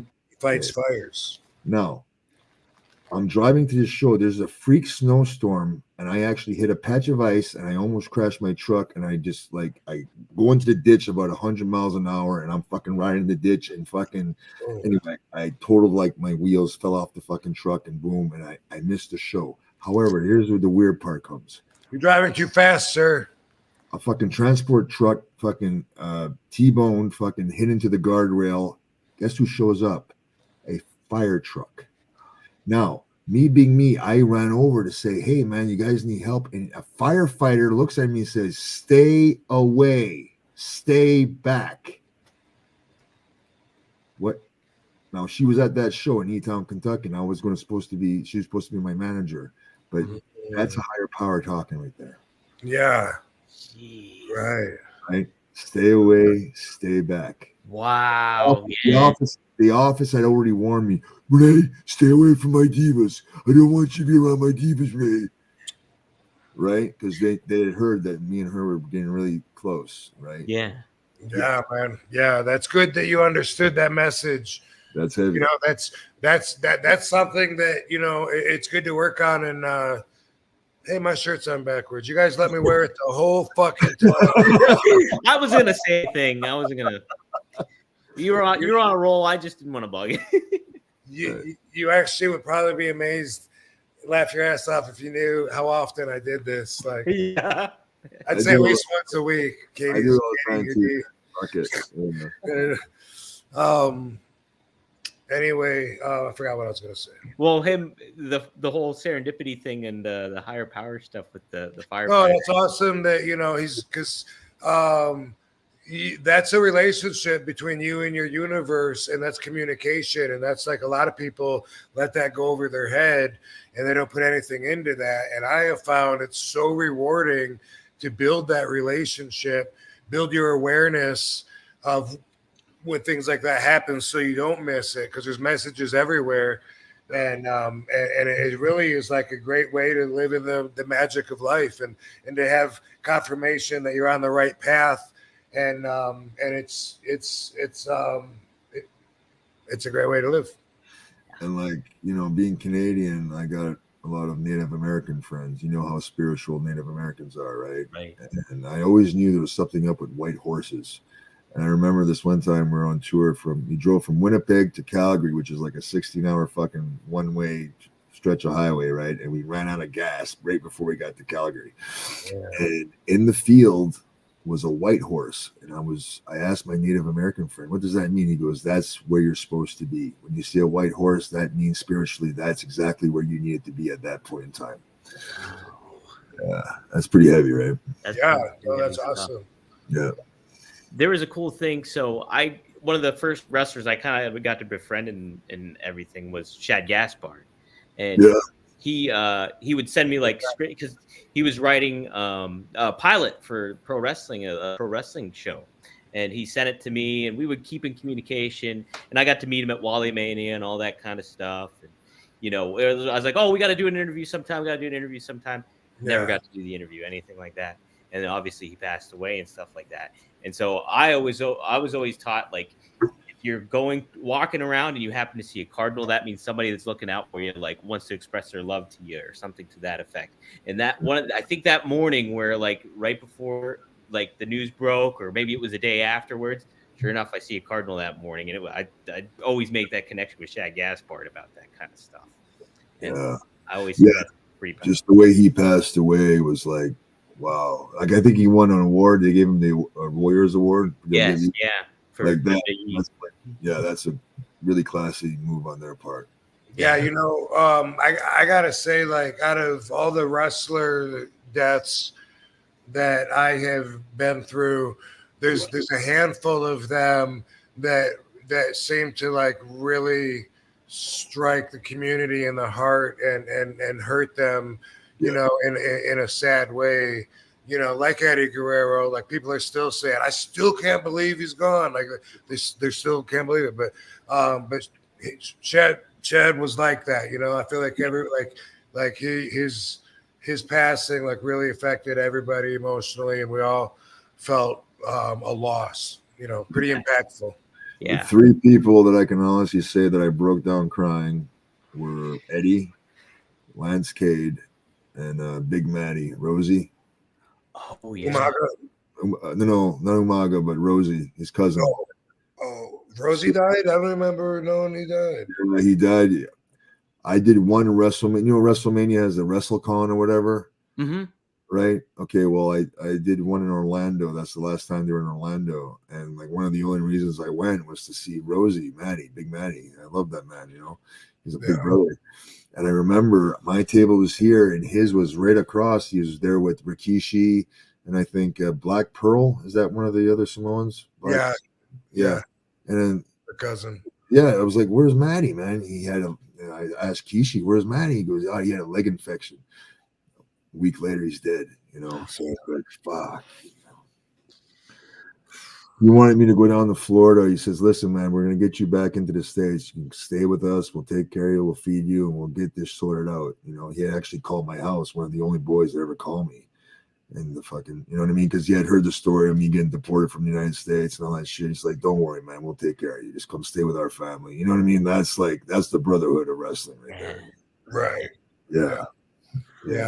I got a bunch of stories like that too. It reminds me of when Gary Albright died, and me and Bobby Duncan Jr. were talking. You worked with Bobby, right? A little bit? Or? I never met Bobby. No. Heard stories from Korea, though. Yeah, he was one of us. What's that? He's one of us. Yeah. And also he was like somebody that, you know, would stay at my house if he was in town or whatever. So like really, you know, close friend. And man, I remember when Gary Albright died, talking to Bobby on the phone, and Bobby was like, "Man, damn!" He's like, "We gotta watch it. We gotta be careful, man. Or you know, they're." He was like, "They're out. They're you know, they're getting us, man. They're our boys are dropping. We gotta be careful." But the way he was saying it, he was so fucked up that his words were compromised, and I could tell that he was really, really fucked up at the moment. And I remember thinking, Bobby, listen to your own words, because right now, I'm really concerned about you. And then boom, there he goes. He was, but Gary, he was a heart attack in the ring, right? Yeah. And Bobby had like a whole bunch of stuff in his system. Yeah. I think you missed Toronto Kid here. He's got a Toronto Kid. Yeah, he's got a big one here. Yeah. Hey, that sounds personal. A little personal. I see something. Oh, yeah, it's my prime minister. Great guy in the thumbnail. There was really? About picking a hand. Did you guys skip that one? Oh yeah, you know what? Let's go here. I'll go. I promise you, Toronto Kid. We'll get right back to you here. Was that a color one? Yeah, that was a one too. Here it is. With everything you said about it, I guess this is referring to Taz, World Superior 200, maybe. Let's figure out. With everything you said about him, would you have ever been told to pick a hand / why haven't you gone to? So several questions here. With everything you said about him, would New Jack have? That's what I think they're saying. Would New Jack have been told to pick a hand? I mean, it's the very sentence is conditional. Would he have been told to pick a hand under what conditions? You know what I mean? Like, I don't. I guess anybody could be under the right conditions if that seemed like the best move to do. Yeah. Like it was calculated when it originated, and it made sense. And the first guy did that too was the sound guy. If you don't know the story, at ECW was saying some inappropriate stuff to my evil ex, and he was trying to hook her up with his girlfriend, and she would tell me he said this and this and this, and I'm like, that's kind of weird, because he doesn't talk to me at all. And then she said to me, he says he's going to bring naked pictures of his girlfriend to show me next week, and I was like, oh, he did, huh? And I was thinking, that feels like he's crossed some boundaries now. This is my wife at the time, and so I was like, I'm going to smack him. I don't want to put him in the hospital. I don't want to knock his teeth out. I don't want him in pain for fucking weeks. He don't deserve that. He really deserves a hard smack across his face. And so the next day at the arena, I just walked right up to him and I said, hey, Randy, pick a hand. He said, what? And I went, smack. And I smacked him so fucking hard. Bam. And all of a sudden, it was like, the room like froze and whatever. And I was like, you know what that's for? And he said, yes, I do. And I said, good. I said, then, then do the right thing or whatever. I don't know what the fuck I said. But he realized that he knew that you were married. Yeah. Well, fuck, then he deserves it, dude. Yeah. Oh, 100%. Yeah. This is lovely. Oh, there's Lovey. Oh, nice. Checking in. Yeah. So, but like I said, I didn't want to break his nose or anything like that. You know what I mean? So I smacked him real hard, and then when he said he knew what it was for, I said good, and I tried walking away, and then he was like, "But Mr. Monday Night." I always remember. Mr. Monday Night. Oh, yeah, I always remember because it's funny. He said that. And I just turned back to him. I said, Randy, I said, right now I consider us even. If you don't shut the fuck up, you got more coming. And then he didn't talk to me for 2 or 3 weeks until I let him know that it was okay again. And then I was like, whatever. I mean, it's not something I'm going to hate him forever for. It was just a smack. So when it came to me smacking Taz, in my mind, I was trying to belittle him by treating him like the sound guy. Oh, see, like I hear these stories about Taz. My experience was Taz. He was always cool. Yeah. He wasn't that guy that I hear about. Yeah. Well, he became really cool after that. And then, great guy to get along with. But he was really hard to get along with before that. Like that humbled him. That humbled him. Yeah. Yeah, it did. It did. And Taz has always been pretty good. Like I remember, in interviews and stuff with him. He's always positive, dude. Funny. Renee, did you ever want to pick a hand with somebody? In the wrestling business specifically? Sure. It doesn't have, don't have to name names if you don't want to, but I think. As far as New Jack, maybe, but I mean, was I ever close to it? I mean, there was a time when I was thinking like, dude, we might butt heads here pretty soon. There was a time like that. Why haven't I gone to ROH? It's not very popular right now. Budget. Yeah. They have reached out a few times and didn't work out. Aren't ECW reunions and Revival annoying? Not necessarily. It depends on if they're just being exploited or if it's a legit celebration for the spirit. Because if it's all of the original ECW guys being able to get together and be like, hey, man, my brother from 30 years ago, like we did crazy shit. We changed the business. It's cool if you can tap into that kind of energy and make it about that. But as far as like trying to revive it and shit like that, it's there. It can never be like it was. The only way would be if it was just about the characters, and they're not there no more. Besides that, you can watch these death matches now where here's a bed of nails, with a battery cable jumped or is fucking hooked up to electrify it and poured in gasoline with fucking, fucking tub of piranha underneath it. And here's a sword, here's a pitchfork. What are you going to do to shock people now? Yeah. Yeah. To answer your question, dude. Yeah. Yeah. And I did smack a guy. Oh. CM Punk. Wow. And it was during a match. Really? I'll tell you the story. So we had wrestled twice back to back on the fake ECW. Okay. I put him over both times. Now, the second time we worked, Ricky Steamboat was our agent. And me and Ricky are sitting down, Punk's over here. And I said, okay, Ricky, how about tonight? We'll start with the heat. He's like, yes. And then Punk threw a tantrum like a child. Like, oh my God. Oh. This is the disrespect that A, I've been in this business longer than you. B, I've been in this company longer than you. C, I'm doing the favors and putting your fucking ass over on TV. So I'm going to decide how this fucking match is going to start, and I'm right. Easy, dude. You're getting worked up now. Easy. No. It's just the goddamn stupidity of these fucking.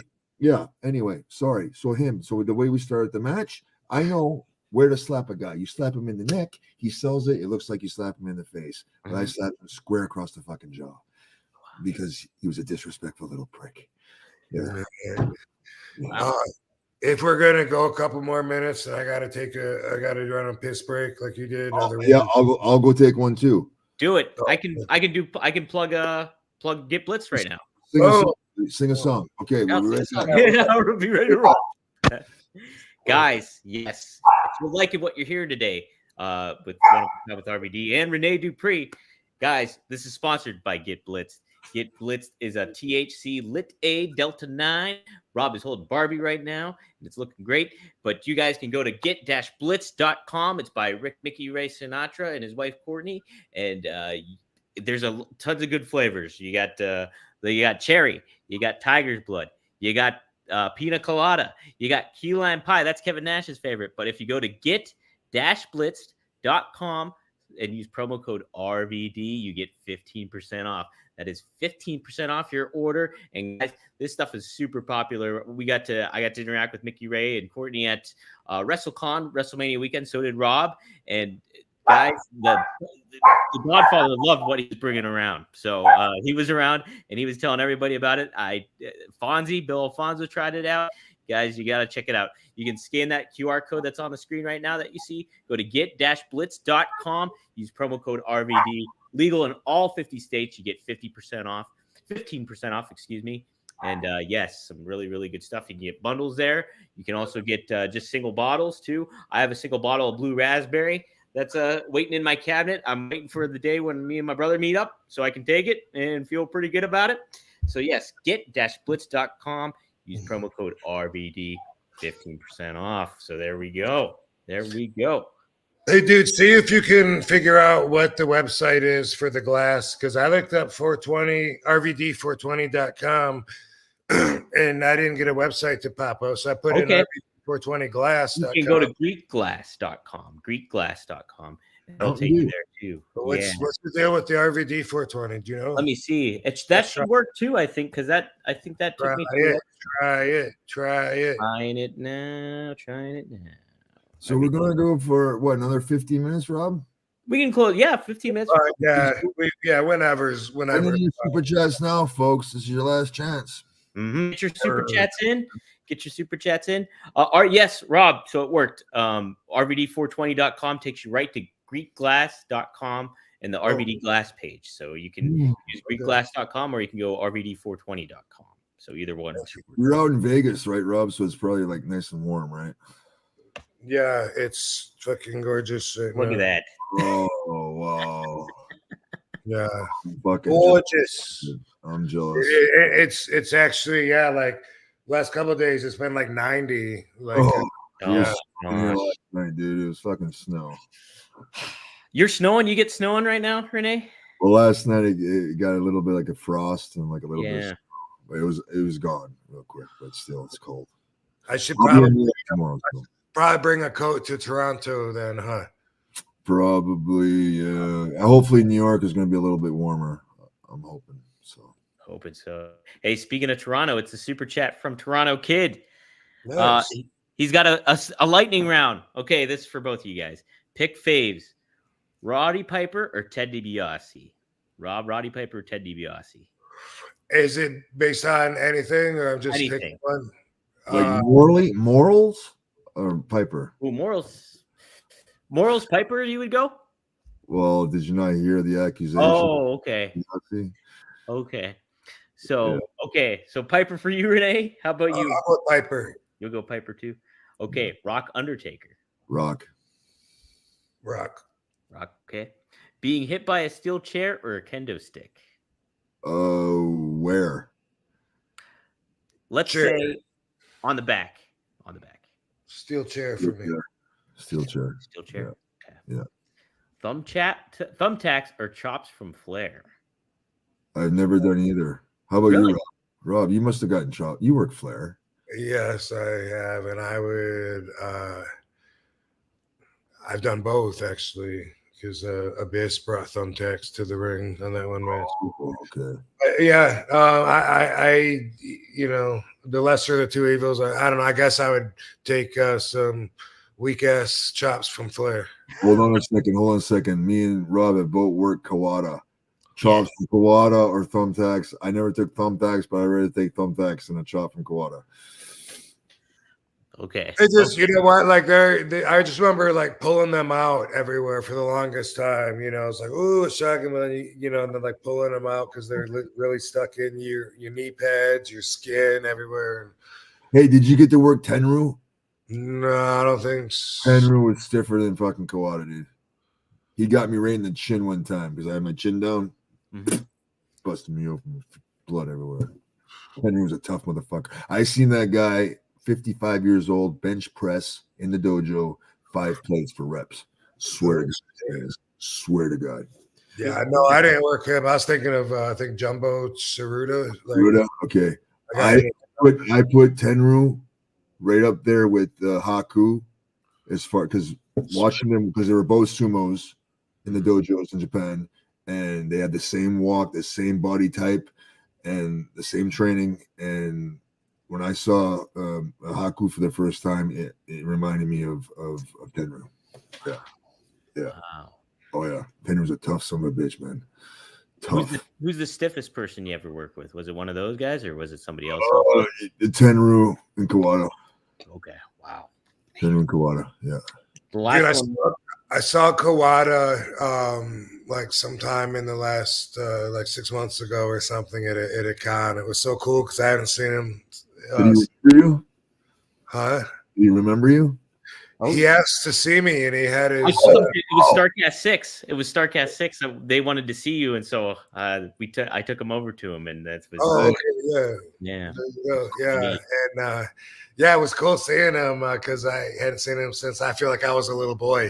You know, that's what it seems like. You were what, 22, 23 when you were over there?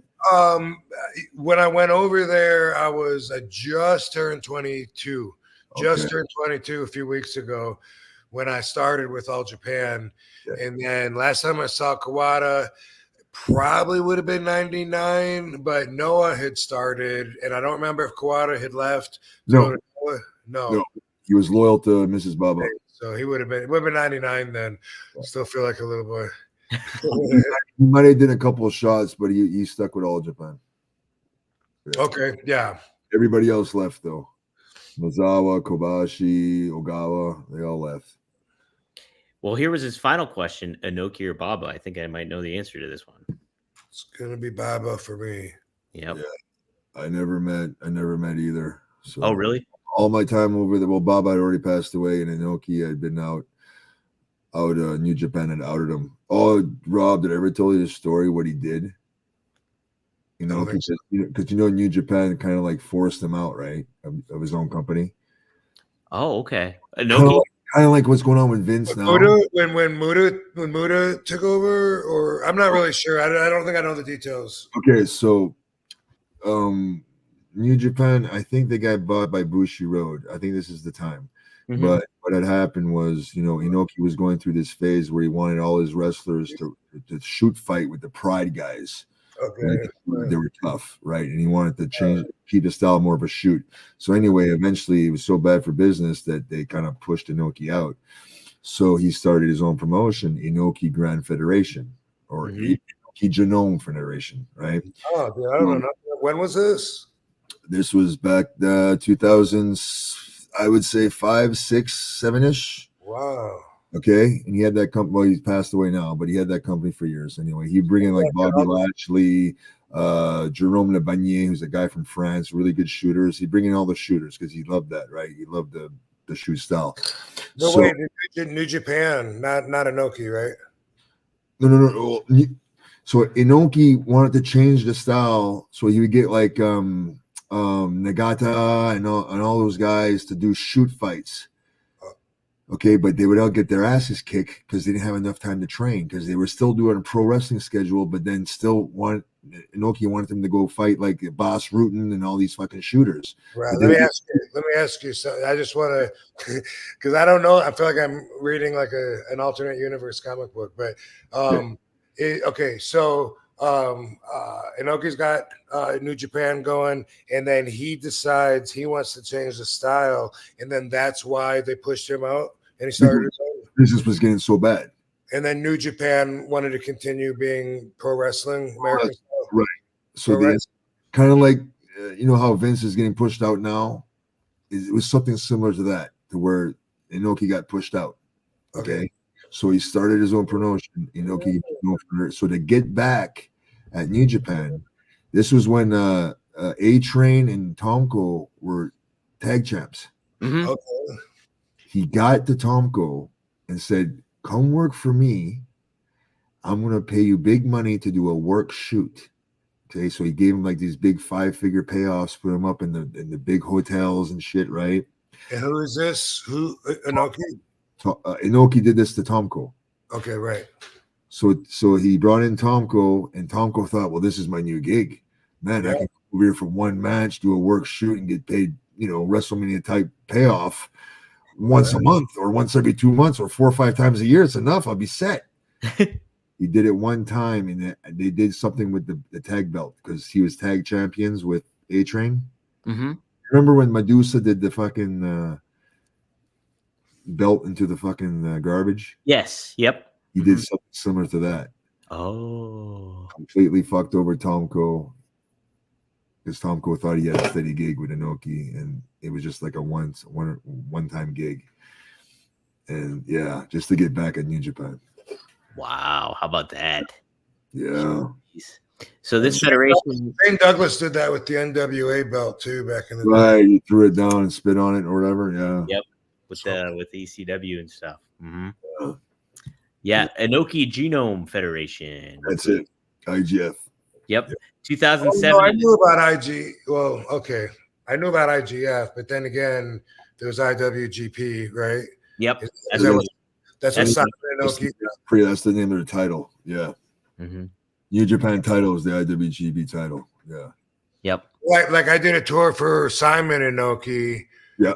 And I. Oh, you worked for Inoki. It was IGF. You worked fucking the Necro Butcher. Oh. That's who you worked for. But you're saying this was Simon Inoki's show. Well, Simon was working the son-in-law, but you're saying, but I mean, that was actually Inoki's promotion. You okay? Okay, yeah. I got you then. I got you. Yes, Rob, you did. Here, I'm looking at it right now. No, I know. I just didn't know that was Inoki's offshoot promotion because I thought at the time that Inoki was still with New Japan. Oh. In fact, I worked for New Japan after that with Inoki. Wow. How'd that happen? Are you sure that's the same? Hold on. Am I sure? Let me see. I don't think so, bro. I did one. Well, let's look it up. I did one New Japan Pro Wrestling show. We went to Inoki's restaurant, and you fight in the restaurant. He comes on, I think he headbutted me or something, and it's something weird where they come on and introduce you the night before, and just look it up. Was that? Yeah, I'm looking right now. Was okay because on Cage Match. So give me a couple here. Let me see where I can find where your matches are on here. Matches. I can't remember who booked that or anything, but the Simon Inoki one, I just thought that was like completely different. And like the way Sabu had told me, I thought that was just something like that, like, I don't know, that Inoki gave his son-in-law to hear, go and keep busy with this or something. I don't know. Here's the thing, like Simon Inoki married Inoki's daughter. Yeah. He got divorced. But Simon just kept the name Inoki after. Oh, for the name cachet. What year did Rob Van Dam wrestle for New Japan Pro Wrestling? Oh, I see it, Rob. Rob Van Dam wrestled for New Japan Pro Wrestling in 2005. Okay, when did you work for IGF? That he worked in IGF in 2008. There you go. Kendo Cashin and Necro Butcher in a 3-way match. Yes, because I was living there, I think. Oh no, I was working for Hustle when you were over there. Who in Necro Butcher? Kendo Cashin. He wears a mask, right? Kendo Cashin. Kendo Cashin. Wow, I really remember him being in the match. That's 55 crazy. years old. Oh, okay. Wow. And then Rob, you also wrestled again in New Japan on January 4th, 2011 in a no disqualification, no count out. You defeated Toru Yano in 11 minutes. That was Wrestle Kingdom 5 in New Japan. Was that with a TNA? Yeah. Yeah. A joint show. Yeah. Collaboration. So 2005, Inoki would have still probably been with New Japan. But then he got outed. You understand? That's when he started IGF and you went to work for him. Simon probably just booked you. Yeah. But there's a famous clip, all right? You guys know Sylvester Turkai and Drew Gallows? Yep. They had a singles match, okay? It was so bad. Inoki came out of the dressing room, started yelling, God damn it, stop the match. Chono was at ringside doing commentary. He hits Chono in the shoulder, tells him to fucking ring the bell. Wow. Because he hated the fucking match because they were just doing like sports anger management. Yeah. He had lost his shit, got so wow. Yeah. Wow. He was on a Botchamania, actually. How about that? Look that up. Oh, we got another super chat popped up. Oh, did we? Dang. Okay. Oh, he's on my channel, this guy. Is he? Yeah, he pops in from time to time too.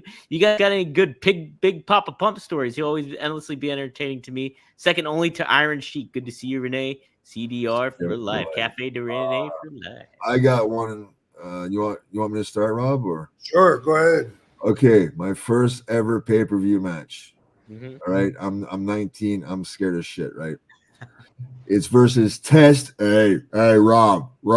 How did you get Test and Scotty Steiner. Okay, two of the most jacked up dudes, loose cannons in the fucking wrestling business. Okay, I'm 19. Three match. Three of the most jacked up guys in the business. Oh yeah, okay, well, yeah. Right. But I don't consider myself a loose cannon. Like those guys had the rep to be a little, out there. Test was stiff as shit. So the opening spot, right? I did this with Rob many a times where I'd slap, but I just slap myself and get the sound and not even touch him, right? Andrew, God bless his soul, slaps the shit out of me right in the ear.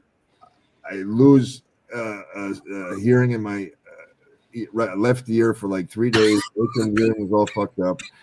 Finally, we're in there with Scott. The referee tells us 3 times, guys, you got to go to the heat because he has the earpiece, right? Guys, we got to go to the heat.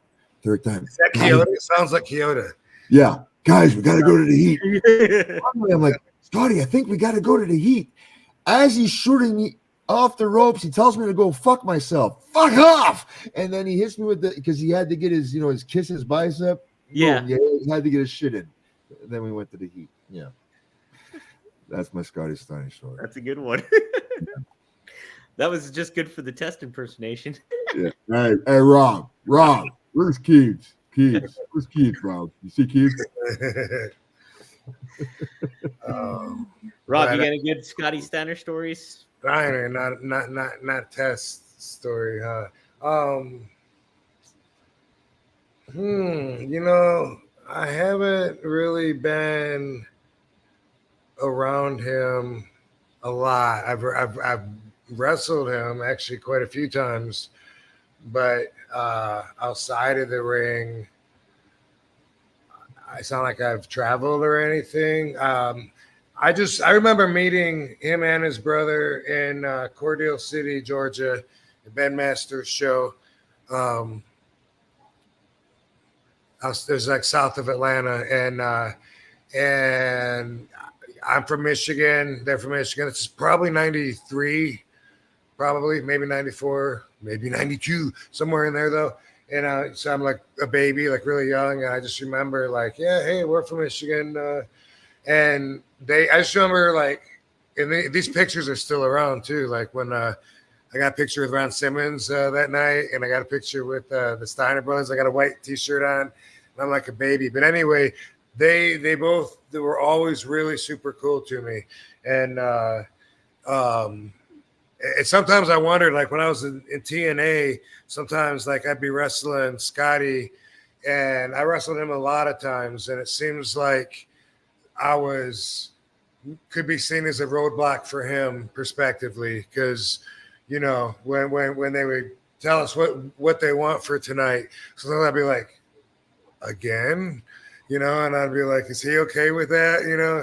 Right. The frog splash again, and I was like, man, I hope he don't start getting mad and feeling like it's my fault if they're not happy with the way he's using. But it seemed like we worked a lot, and every time I'd expect them to say, okay, tonight's the night to return the favor, and every time like it never came, I'd be like, man, I'm glad he likes me. Yeah.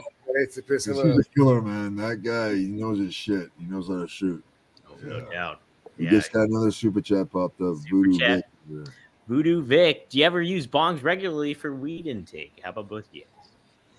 I'm honestly, I'm not a pot smoker anymore, dude. I really I haven't smoked pot like in 15 years. Wow, good for you. That's great. I'm actually on methadone. I've been taking Oh, methadone for the last close to 2 years now. wow. Oh, you got a big one just popped up. We did get a big one. Rob, do you use bongs regularly? I don't. With this project that's come, that we're just starting now, like when I have some of my own pieces, so I can like film me using them and stuff like that, then I'll get into it more. But I am just, I am going through a doobie phase where I just like my joints rolled, and I just like to smoke them. And this phase has lasted for quite a while now. I have in the past, though, been a bong hitter or doing dabs was my thing for when I first met Katie. I do dab after dab all day, and like after a while, you get used to anything, But wow, that was like so much concentrate. But I'm gonna use it a little more. It's just I don't like the cleaning up that comes along with using the bong because it smells like bong water after the first toke or two, and then you got a bowl of ashes that you're smoking. Dude, when I was smoking, I had a vaporizer. Those were great. The vaporizers with the bag. Mm-hmm. It was like awesome. Volcano, right? Volcano, that's what I had. Yeah, volcano. Yeah. And then like afterwards, you could use the residue and make tea and stuff with it if you wanted to. Yeah. So you didn't waste anything. Yeah. But for people that have a high tolerance and smoke a lot of weed, they would complain they didn't get quite as high, but it'd be a good alternative. Be a good alternative to start on that or something, but or switch to it. But yeah, they would.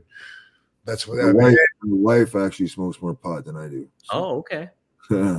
Hey, balance it out. He's Japanese. That's saying something. Oh, there you go. Wow. Yeah. Seth, he's the guy that does our song there, Renee. So. Oh, cool. Thanks, Seth. Bro? Yep, for the $9.99. We're still getting flagged. We got to figure that out one way or another. But he said, did you like our song, Renee, at the beginning? It got like a Bob Marley feel to it. Yeah. Huh? Reggae. Yeah. Yeah, heck yeah. He said 420 match did not disappoint. Frog Splash was legit 5-star. What did you think of Tony Schiavone making corny weed jokes? I guess it's a step in the right direction. He was making jokes during during your match there, Rob. Being high. Yeah. Well, thank you, Seth, for saying that about the 5-star. I was glad to end it. Glad it was over. I was having a hard time catching him. He was sliding all over the place there. And I'm not privy yet to the commentary because I haven't watched it. You know what? I was so confused all day, because I had told people, hey, I'm going to be on 420, watch it. And then I was texting people because I found out that I was going to be on after their Wednesday show, which Wednesday is Collision, right? And then I was going to be on Saturday is Collision. So you were scheduled, I think, for Collision originally, but then they did a 3-hour thing together because of the NBA. So you were actually on Rampage, but it was still on Saturday. So still confused. I'm still confused. Yeah. I was confused too. Thanks to everybody. Never mind. I won't be on until Saturday. Sorry. And then I was on anyway, and then they all missed it. And I was like, whatever. You're confused. I'm confused. I don't even watch wrestling anymore. So I don't know what you guys are talking about. What's going on here? Yeah. I was confused. And what were we talking about that I related that to? Somehow it made sense. Talking about Tony Schiavone. You didn't hear commentary. Oh, yeah. So what did he say? Do you know? So he made some just being high up top and a lot of weed kind of like direct telegraph jokes. Basically, it was entertaining for what it was, I thought, and it tied into everything. You brought RVD in on 420 so that you could have that tongue-in-cheek moment, right? Right. The guy that I wrestled, Marcus.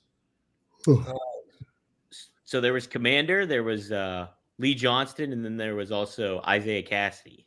Isaiah, he did a spot where he like offered me like weed out there, kind of trying to pantomime that.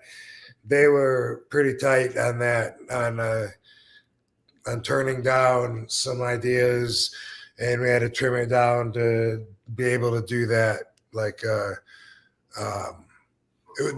was just going to be a little bit more direct, you know what I mean? And they were like, no, can't do that. What about this? No, can't do that. What about this? No. Okay.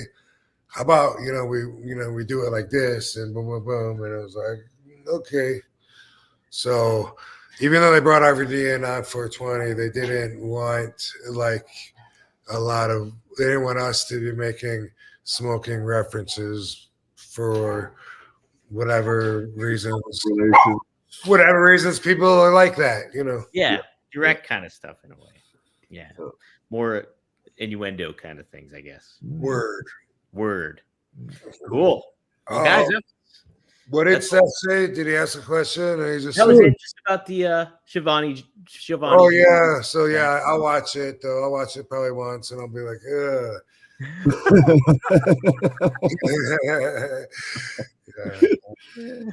I quit enjoying watching myself like a long time ago. So okay, so Rob, when you coming to Canada again?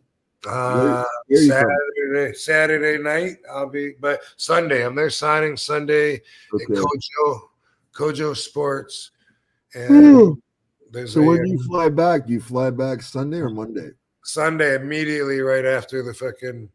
So if I run into you, I'll be at the Pearson Airport maybe. Because I'll be flying back from New York on Sunday. Okay. Yeah, like with I'm signing till 3, like 10 till 3 or 11 till 3. Okay. Something like that.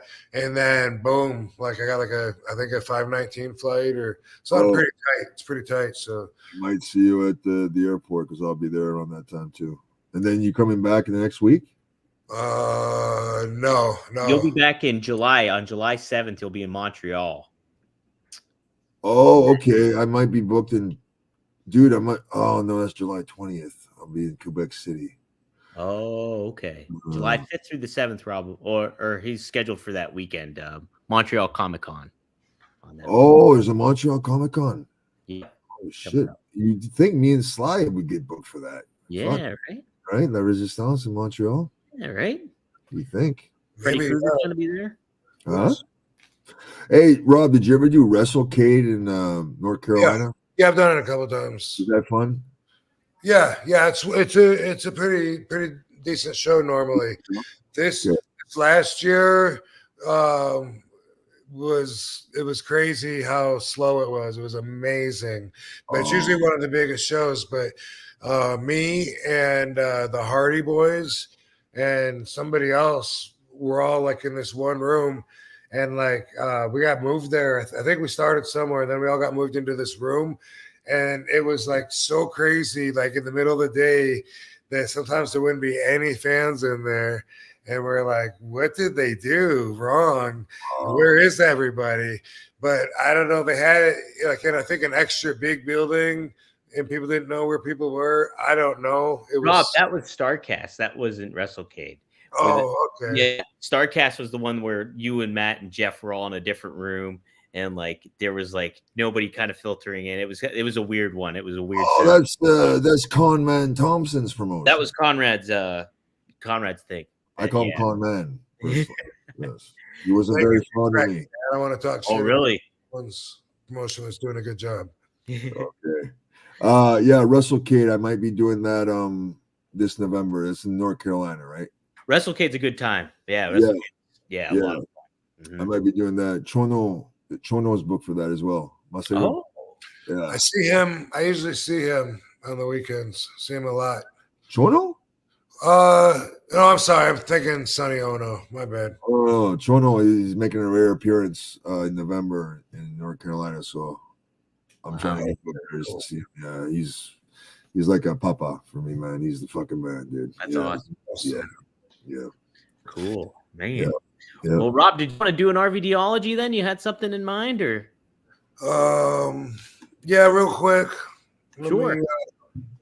I'll leave you and Renee up. And you guys can I do this. I like to try and leave my Van Dam fam with a few words of wisdom that maybe they can keep in mind. Sure. My one-of-a-kind perspective, my ideology, and I have values that are consistent, that are always part of my foundation, and I make decisions based off of that, So this one's going to be really easy. This is a rule that I use to, I use it for everything, to try to decide whether or not I should do something, or anything like that. And I said it actually during the show, and it's if there's a reason, there's a reason. If there's not, there's not. There's a follow-up to that, and the follow-up is, if there is a reason, is it worth it or is it not? That is simplifying life, but I think that a lot of you can apply that to a situation you're dealing with and find that maybe it really is just that easy. Someone earlier asked, would I ask New Jack to pick a hand? And I said, that's conditional. It's just like if, guys, the girl walks by and they're like, hey, would you fuck her? That's conditional. Would you, if what? If she would fuck me, or would I, if, it's like, hey, would you eat that? Would I, if I was dared to, or would I choose to, would I pick that? It's obviously not enough information. It's a conditional question, and so use that formula. Say there's a really tough guy, MMA fighter, Conor McGregor. I don't know, and it's like, hey, would you fight Conor McGregor? Is there a reason? If there's a reason, then there's a reason. If there's no reason, then there's no reason. And I use that all the time. If there's no reason, then it's so easy to answer. And then if there is a reason, okay, you know what, if they paid you, then is it worth it? You know what I mean? Yeah, it works. It works that simple. Not for everything, but for a lot of stuff that I think people struggle with. And even just answering your friends when they ask you questions, just think about it. Is it worth it? Hey, I get asked this a lot. Would you go back to WWE? Is there a reason? If there's no reason except for just to leave, to what? Just to go, just to pack my clothes and leave my house. That if that's the reason, then no. If the reason is money, then we go to that follow up. Is it worth it or is it not? And it really is a lot of times just that easy. It's my formula, and a lot of times I find that I can respond with that so many times. It amazes me that people don't even have that considered when they ask a question. Hey, would you ever challenge so and so? Is there a reason? And if it's for my ego, no. If it's for cash, then sure. But the thing about there being a reason is that once something happens, there's always a reason. Something present and something in the past, I believe there's always a reason. So you could say, hey, what's that tree doing sitting there? Why is that chair in the middle of the backyard? And you could say no reason, and that's fine, but it's not true. There's a reason that chair is in the backyard. Somebody put it there, they dropped it, whatever. Everything has a reason from the present and moving past, but moving forward, there's not always a reason. So you have that to create still. So if someone's saying, hey, would you live in New York City? Again, what's the fucking reason? Yeah. And right. So yeah, anyway, so that's more for my listeners than you, but I appreciate you responding, and I'm sure I appreciate you being my soundboard, and I'm sure my the RVD fam does too, and it's been a pretty long one, so thanks for being on, dude. And have a good trip, safe travels. You too, brother, and hopefully we'll do this again sometime real soon. Absolutely, Renee. It's been nice meeting you, man. It's a good time. We'll do the tag in Canada. You come on out. I'll be going in. Okay. Filling in the mass void of space being taken up. But is there a reason? Is there a reason, Rob? Is there a reason? Yeah, because you want to get your ass home back to Vegas. There you go. Back to my wife. Yeah. That makes sense, Dom. Like everything, like right now and past, I would argue over everything. There's definitely a reason. Why are you hanging out here? No reason. Yeah, but really, why are you hanging out here? Well, I'm killing some time, and I was thinking about going and buying some fucking beer, whatever. There's always a reason for everything that happened, and people that don't get that are inconsistent with my way of thinking. When people really think that shit just happens with no reason, I can't get behind that ever. But moving forward, now it's conditional. If there's not a reason, then it doesn't have to happen. Mm-hmm. Yeah. So I told that story earlier where that freak snowstorm prevented me from getting to that show, to being with that Maryse girl, and then a firefighter told me to stay away. And I told you her boyfriend at the time was a firefighter, and the office had already warned me not to stay away from my divas. That's a reason. That happened for a reason. Yeah. Hey, by the way, did you save any pictures on your phone? I never did. All right, dude. Thank you so much, guys. Thanks, Renee. Thanks, Dom. Appreciate it. Thanks, Damn fam. We'll see you next time here on One of a Kind. All right, brother. Take care. Have safe travels. Yep, safe travels.